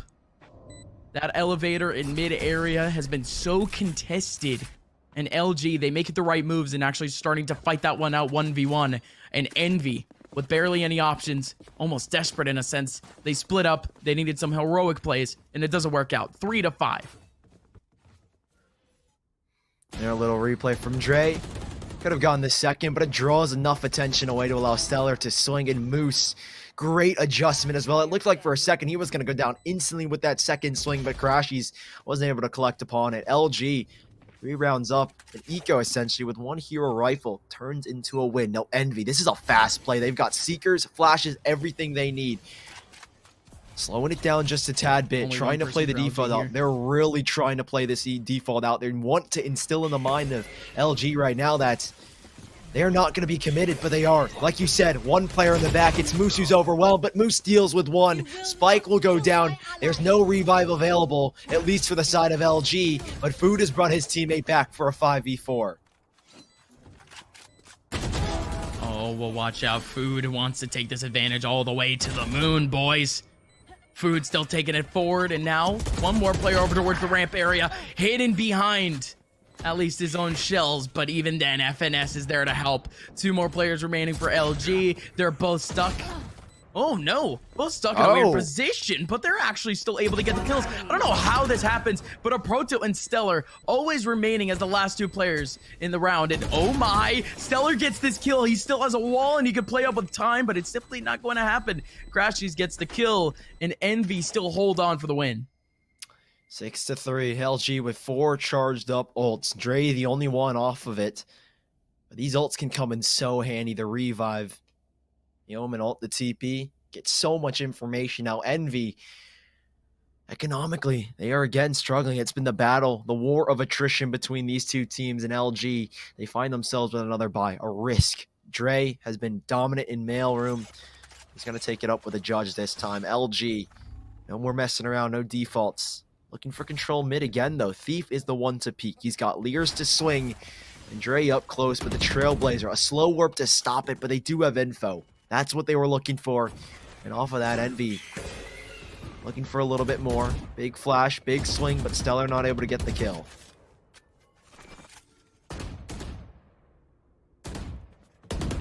Well, not just yet, but there's still a whole lot more time and a whole lot more space. Seriously now for LG to just clamp down on. There you go. Thief takes down one, and there you go. Just a 1-2 combo, and he can still go for more. This man is still on 100 HP, and he gets so much info. And your boy Dre with the judge, and then a Vandal. Oh man, that's beautiful from Dre. I mean, we've talked about combos before, but that was multi-utility. Multifaceted, like a Swiss Army knife. And now it's Caboose now, down to the 1v4. And Stellar has it back. LG, I mean, they needed a little bit of magic in that last round, but they made it look cool. 4-6 now. I can't believe that Food doesn't check elevator and gives Thief a free first kill. I mean, completely unchecked. I mean, 1 and then the second. Beautiful use of the dismiss as well. You mentioned the information. Well, he gave it to Dre, fed it to him. 2 guns and 2 kills. And Envy, this one's getting really close in this first half. They had a great control, but LG, that individualism starting to show in the form of kills. And they're right back into this one. Envy on an eco, essentially. 1 hero rifle and a stinger to boot. But regardless, they definitely don't have the better guns here. LG with all the firepower and still holding on to their ultimate. Not only that, Dre's only 1 off the showstopper now. Watch out, Mame. Still wants to make his way through again. Envy, they're running out of... What? They're running out of options. Where did that orb hit? Did that hit off of a Seeker and bounce back? I don't know if that was intended, but certainly a little bit interesting. This round, of course, not very entertaining in a sense. Envy still had the pistols back, but Sully, am I the only one going crazy, or did he just bank that off a wall? No, I think he hit it off a Seeker. You know, the cabbages are always a little weird. You know, sometimes they have a mind of their own. Yeah, we do have a replay. Yeah, we have a replay. Yeah, it did bounce off of it. That's wonderful. Yeah, so cabbages have a body of their own, a mind of their own. And they apparently have a GPS as well. No, like you said. Yeah, like you said though, that round doesn't really matter in the whole grand scheme of things. It was an eco for Envy. But LG looking to tie things up 6-6. Thief has really come alive in the later stages. And Envy is at another full hit. It is Blade Storm from Mame up in the heavens, denied by Thief and taken out by the Empress. Thief is online and a Proto in the back, whiffing a couple of shots, and it gives a chance. I think there was a TP from Caboose into the back as well. Wall goes up, they will gun it down, and the plant just in the nick of time. But again, revive here for Stellar. It could come in so clutch on the retake. Again, Food, this is a stellar angle. Still so much more work to be done. LG, they have the post plants ready around to go, but Envy still breaking it down little by little. It has to be down now to your boy Dre. Already has one. Showstopper up. That's a beautiful start. But now Crashies has the angle, and that's a beautiful flick on from your boy Dre, but it's not enough. Envy, they're going to extend their scoreline to 7-5 as the half expires. I mean, that one got real chaotic at the end. Yeah, super messy as well, and it's not a bad half for Envy. They take the lead on the attacking side, and LG, They're keeping things close, super intense right now. You thought that Thief had it. Here are the highlights from the half. A Proto comes up big. Him and Thief came alive. Thief in the second, a Proto in the first quarter. And here it is again, Thief. Great use in Dre. 2 kills, 2 different guns. But still, a lot more work to do regardless. LG, they've got a lot of work on their plates. They're down by 2 rounds. They're on the attacking side now of splits. It really does truly start with this pistol, more so than ever, because this could be the final map of the series, and they need all the momentum. We know LG are momentum-based, and here is where it starts on the attack.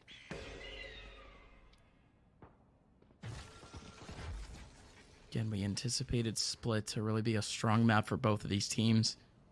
If anything, Envy, they have established themselves as one of the best teams on this map, and LG, as of recent, their statistics have shown up huge. Really, with both of these guys being even, it's as expected as you can get, but that's a beautiful counter wall. Everyone lines up in the B main area to make their way on, and it's super successful. No one from Envy expecting it at all. The wall doesn't break. They expect nothing of it, but instead, LG, full real estate of sight, and just like that, LG whittles this down to only 2 players. Not only that, but Mame's the last person remaining. Still gets the spray down and actually still surviving with 22 HP, but Thief is there for it. That is methodical, and that is wonderful. I guess you could say improv from LG. Yeah, nice little burst. Love how it's like a symphony. Everyone goes up at the same time, and then Envy all go down one by one. LG. Someone has to be the maestro, too. Of course, the orchestrator. It's Stellar. Does everything he can to set his team up, and then beautiful, beautiful post plant. Thief gets aggressive. Caboose never was going to expect that. Now moving forward, LG, I said they needed the pistol. Momentum, that's what swings a game, and well, they've got it back. Stinger bought up for 1 or 2, apologies. Spectre for another, and then the Vandal for your boy Dre. They take early control out mid. That smoke ain't going to stop them. And Envy, it's Crashies, who has a meager pistol to try and stop them, and a Boomba coming to his face. So full control here for LG early on. And while Envy have 4 players stacked, LG with his default can go either way they choose. Shadows traveling. Anywhere they choose, LG. Just keeping it on the down low more than anything. Now that they're ready to explode, it's really just Envy that's really just get caught here. So many of these players, they committed over towards the B site, and, well, if that didn't confirm it, that wall just prevents everything. Mame, he had to use all of his util, essentially, to get that kill on Stellar, and just couldn't succeed in doing so. Still a Proto here to stat pad a little bit, gonna be able to get 1 kill, still a little bit of help, too. 2 more players remaining, making their way out of elevator. FNS gets himself 1 back, but it's 7-7. It's a draw scoreline as LG, they head into their bonus round with Envy needing to pick up a little bit of steam because these last 2 rounds, they've been picked apart. Yeah, super quick by LG as well. Aggressive and fast paced. That's what you want against a team that is very default heavy like Envy. I mean, Envy not really vying for control whatsoever. They kind of just let LG have it. And I think now you really do need to come back. Envy, like you said, they need steam. They need energy to get back into it.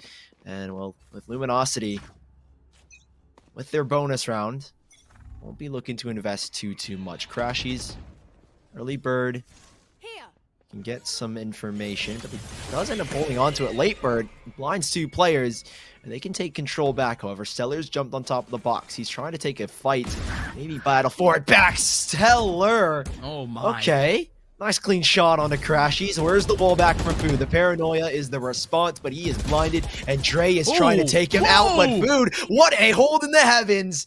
Good Lord. It's mailroom for a reason. He's delivered a 3K. 2 players left, and LG stopped by 1 man. Oh my god, Food is eating so good tonight, man. So many individual frags for him. I mean, when it comes down to it, LG, they've fallen into a lot of traps from the Envy team, and that one almost seemed to be more than in their favor. Food was almost literally in such a weird spot that he didn't really know where to go, but it's just the flow chart off of it. When you put up that wall over towards heaven, you almost expect it to get broken down. He plays up behind the wall instead, and if more time is really allowed, he could throw down a slow orb. If people actually want to rush in, oh boy, you know he could go big. Now at this point, he aims down for the ace, not able to get it though. A Proto now in a 1v3, and Sully, again, just breaking apart this team. Envy, they started to go a little bit nuts, but now with 15 seconds left. Okay. Hey, Proto, okay, I'm liking this. He does have a cam set up in spawn as well. He can take a peek at that if he wants to, but only a trip to his utilization. They both drop, and oh, he will be dropped. I thought he had the headshot on the caboose as well. Envy, off of the bonus of LG, will take an 8th here. Exactly what they needed. We talked about Steam. Well, Food has provided it. Steamed up some LG, and 8-7. Envy have the lead right back. However, LG, again, that bonus, that didn't really matter too much. Here's their full buy, and even then, Envy are hard pressed to buy here. They don't have a lot of credits, and the buy is going to be really scrappy from them. Gotta look back on this, right? I mean, that first kill was probably the hardest part of things, but after that, you start to heat up, and the players just start to walk into your crosshairs. I mean, as the angles ended up clearing, it was all too fun, but this one, LG is a little bit more targeted. Yeah, definitely a rough buy again, Envy. Guardian, they're back in the mailroom. 2 players, both Mame. Lined up, here's the wall ready by Envy. Food needs to be careful. Mame though with a great angle and a great first kill. The wall is instantaneous. There even was a peek from Crashies to get some info. A Proto spotted out. And FNS hold this one back. He has Cages up in heaven. Cage in the middle of sight.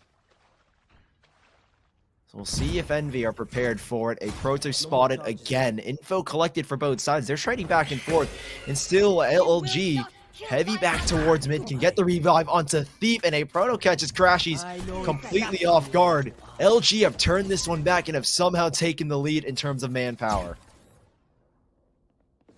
Again, that's a little bit weird to actually say out loud because, again, the revival coming in, but again, that is just a little bit of semantics. LG, they can still make their way decently stellarly on site, but even then, Envy has that same power. They get a revival in, but the frags come in so quickly. Oh, man. I mean, you have to think about it, right? The rotation from Envy was so good, but 1 or 2 players, they were the ones that were really able to expose things. You have people coming in from the ramp side, catching on the rotations from Envy. They had 3 players in that one area alone, Sully, and not only that, but they wanted to focus up because of the heal. After that, LG essentially walking into what was a little bit of a trap, but they had the right options. They had the right plays, and Envy, they're mismatched.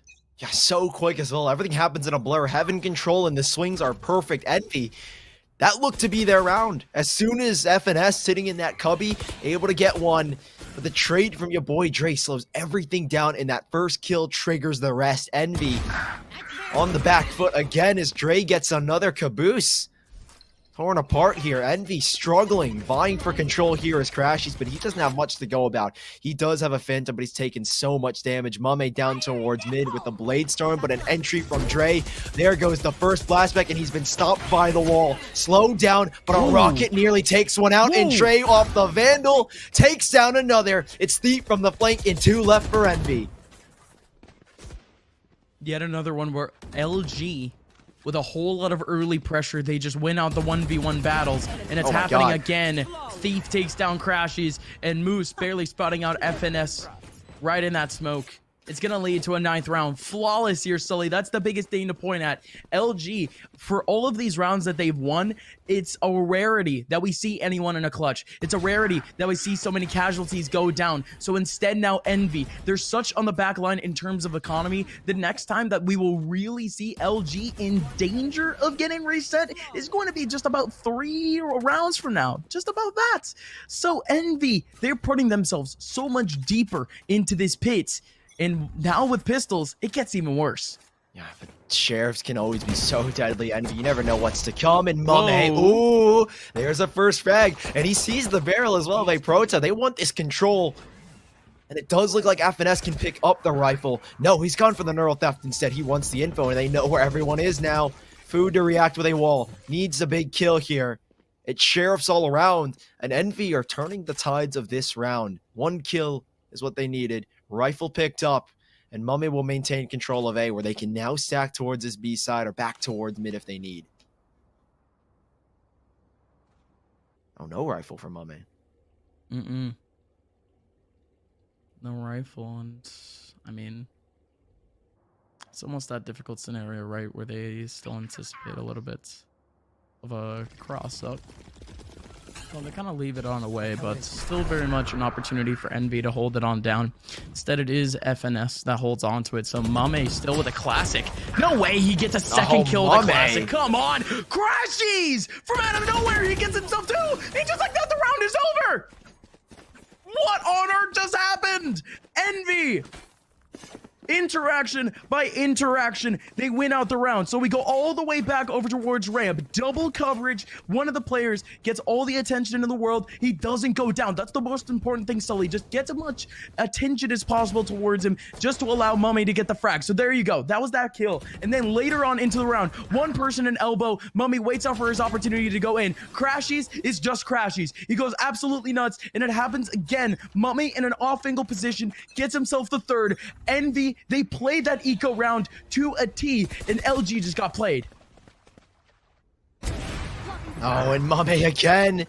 You said he was with the classic, and now he's with the operator. Moose trying to reaggress, and Mame back turn, not ready, but he does readjust. This man is on a swivel, and Moose could have a gravestone dug out for him already. Mame holding a tight angle, and Moose playing the waiting game. He's going around the corner, and he won't be spotted yet, but FNS, it's the crunch. If he goes down here, there's the peak, and down goes Mummy, but FNS not ready for the trade. He's got so much to deal with, and he takes one away.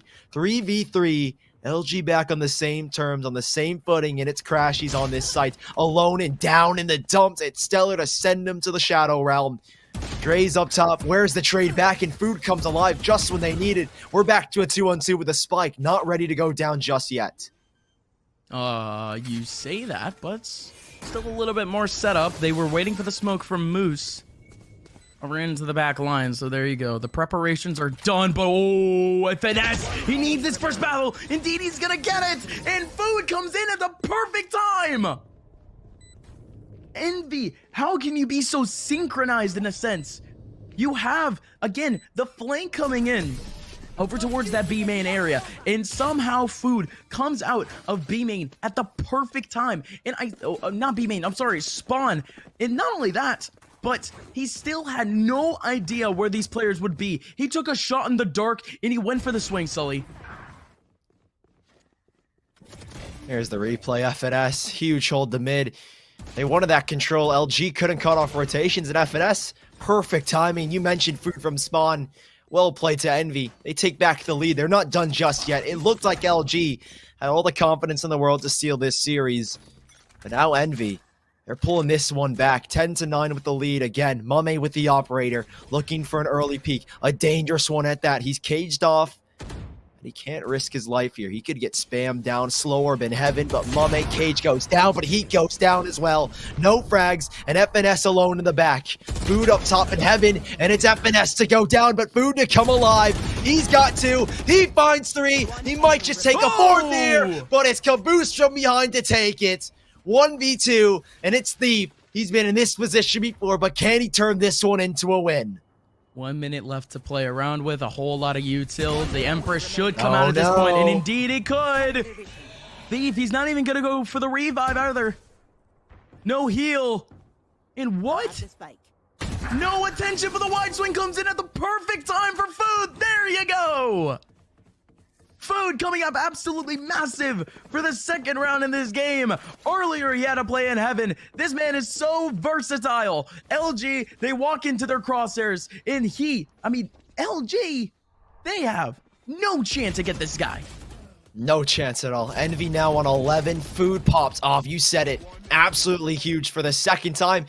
Caboose, man. You just stole an ace from your teammate. That should have been Food's, what? That should have been. It should have been. I thought he had it on the Classic as well. I mean, the bullets perfectly traced back onto him, but hey, Envy will be happy with a round regardless. But 5 ults for LG. Dre's got a showstopper, and Stellar's got a revive. Empress for Thief, not to mention everything here for LG. They need to use ults to close it out because economically, they are not sound. They lose this round, Envy on 12, and a possible match point. Well, they will be on match point, but a chance to close it out even better. Double slow warp and Food back to his fragging ways. Takes down another to make it 5-2. It had to be him, but no. LG with, again, very few options. Especially with the early frag, they have to very much split apart. And again, the most important part of this round is, again, the ability to revive. That is gone now as the Sage goes down. But your boy Dre, very much waiting for his opportunity to pull out the showstopper. He hasn't gotten the opportunity yet, and he might just go down for his efforts. Indeed, he doesn't. Your boy Dre gets the kill back, and now Moose gets through the smoke. They try to walk through. They have no chance. But now Mame, welcome on back, has the op in his hands, and he has more than a chance now to pick up a couple for one in the off angle. Oh! Damn, okay, Mummy actually does get one on sight. That had to be as quick as humanly possible. So now FNS, 1v2, almost literally the same position where his teammate got crossed up on, and he's gonna check that same position where Thief is actually switched back, and just like that, LG, they play with the minds of Envy to keep this game still within 1. Envy as well, struggling. Hard pressure cash. It's been the same theme all over. They cannot get a straight buy forward when they lose a round. Envy. This is a big one for them. LG take this one. Envy broke, and then you know what's next. 12 for possible LG. 3 ults still around. And Stellar going down. They hold on to that revive. That could become huge in a post plant or a retake or whatever they need. LG, Bird goes down early. Info collected. Mummy trying to play off of it, but smoke's dropped. Lear's out. And Mummy can't take this peek. He has to concede. The wall ready. Slow orbs out first, however, by Food. And Envy, they sit back. Again, they're not one to really push a certain part of the map. They're not going for map control. They can play the sites. 2 players here, Caboose and FNS. They have a cam to get info, but only 2 players here ready. Mummy can make that rotation as they throw the wall up mid. Safe rotations back. And there's a 3rd player arriving. And FNS with the info. There comes one. Tags him through the cage, but it's Caboose. Forced back by a nade. And Mummy's arrived as the 3rd. FNS underneath. Trying to go big, but Thief shuts him down. And Mummy with the swing. Whoa. This is what you want from Envy. And they've got a 12th round here as LG taken down by the man Mummy and Food. Envy need 1 more to close out the series. It's the team combo, everyone contributing, everyone on that site at the perfect time, and LG, they just fall into the trap. There's really nothing else to say, right? Envy back into their old form, but LG now.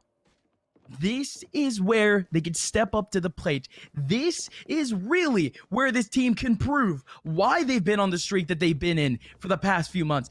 This is where they can really prove that they're a tier 1 caliber team. 2 rounds separating the 2. LG need to survive somehow. It's not the close qualifiers just yet, but it's their opportunity to show up. Mame overwhelmed here, but he does have Food in the back. Thief taking a lot of damage, but healed back up by Stellar. FNS has got info. This round for LG means everything.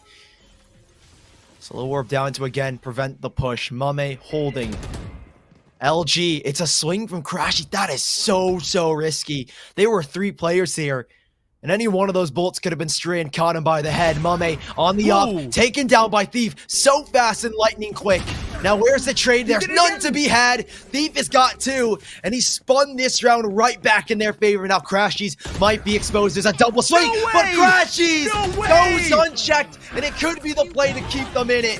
Crashies, Birds go out, Thief goes down. He's looking for 4, but Caboose in the clutch.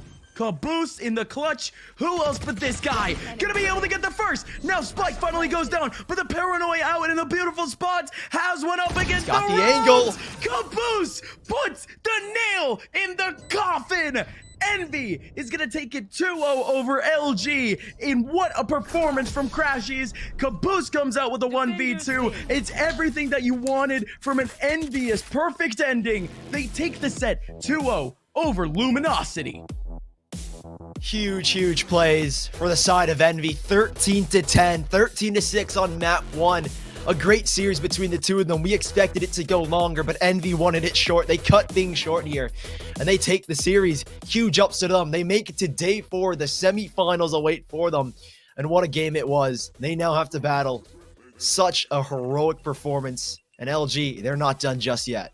No, I mean, LG, of course, they still have the close qualifiers coming up, and what can I say? Envy, that is the team that we've been anticipating for a while, and they did end up slowing down a little bit in recent time. Yes, they ended up winning a tournament in December, but still more work to be done. Envy has semifinals tomorrow. It is only open qualifiers, like I mentioned. The close qualifiers is really where these teams are going to have to show up, but that was a big opportunity for LG to really get some momentum flowing.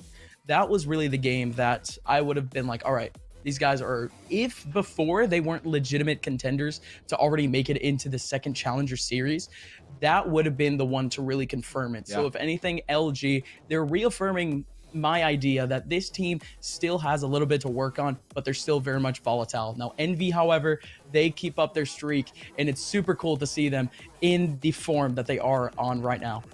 Yeah, Envy looked amazing. Obviously, we had 2 victors here on stream, so we can take a quick look at the bracket. We can see who exactly Envy will be facing. I believe it's going to be NRG in just a little. I hope we have a graphic, or else that's a little bit awkward. But regardless, Envy, they'll be playing against NRG. They have a huge feat. NRG looked amazing, and on the other side of the bracket, Sentinels beat out Andbox, and Immortals versus XSET still going on, but currently Immortals up 1-0 in the series with a 13-4 victory in their first map.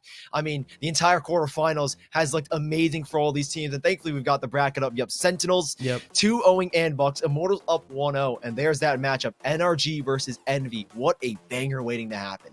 No, absolutely, that game is going to be one to absolutely look out for. It's 2 teams that, again, it's almost like the same dynamic that we had between LG and Envy, where LG, they're on such a hot streak, but they have to face on this old guard known as Envious. But then NRG, it's almost the exact same thing. They're going through kind of the hit list of tier 1 teams. They take down Gen G, and now they have to take down Envy to really make their names extremely known. So that's going to be a huge storyline looking out for tomorrow. But really what I want to look out for is potentially a game between XSET and Sentinels. If that goes down, XSET, again, they're another one of those rising lower tier 1 teams that haven't gotten their chance to really, I guess you could say, establish themselves. They shut down TSM out of this tournament. They didn't even make it into the close qualifiers, but now facing up against Immortals, an other team that still has a whole lot of potential but hasn't shown it all too much. Now they're down 1-0. XSET needs to show their true colors to make it onto Sentinels. It's an insane bracket. It's a great time, folks, and that's going to be the end of our mainstream broadcast for today. But before we go, we have a couple of formalities, and one of those is going to be none other than the sweet play of the day, brought to you by Mike and Ike. And Sully, I think you can already predict which play we're going to be looking at. It's the 4K from Food. Oh, what an insane play. I mean, there were so many to pick and choose from the day. Gen G versus NRG had a host of them, but Food, I feel like this makes it sweeter because it is such a crucial round, and he's all by his lonesome. Literally no support, but Food, when they need it most from Envy, they call upon him, and he comes up big. Should have had the ace, but LG, they end up denying him a proto. Left in a 1v3, such a difficult position to be in, but huge props to Food. He came up clutch. He top fragged in that first map, and then came up even bigger on split when they needed him. Huge props to him in the sweet play of the day. Well deserved. Absolutely. Congratulations to Food. Congratulations to Envy. Again, they move on into the next day. They move on to Saturday. They play their semifinals game against NRG tomorrow. But before we go, we have a couple of shout outs. First of all, just announced, coming in from Riot and Valorant esports in general, Oceania, the Australian region, yes, they actually do get their own chance at some Valorant international glory.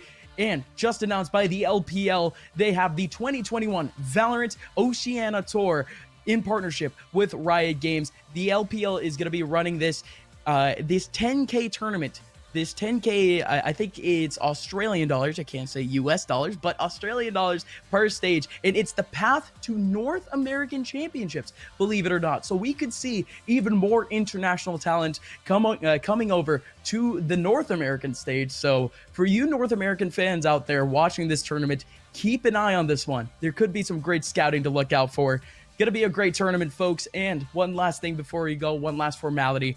We wanted to thank our peripheral sponsors for this tournament, HyperX. They are the utmost quality and comfort standard in esports. You guys already know how it is. I'm already holding on to my own wireless headset brought to you by HyperX. It's ultra comfortable gaming and wireless at the same time. Go pick one up yourselves and support our sponsor for this challenger stage. Ladies and gentlemen, thank you guys so much for watching yet another game day here for challenger stage number 1, but it is only heating up. Semifinals is starting right here tomorrow at I think 7 p.m 6 p.m EST. Don't really know just yet, but follow the social medias of Nerd Street Gamers to get up-to-date information. That's at NerdSTGamers.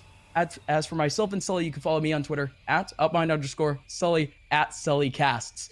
We're done for now. We'll see you guys tomorrow. Have a good one.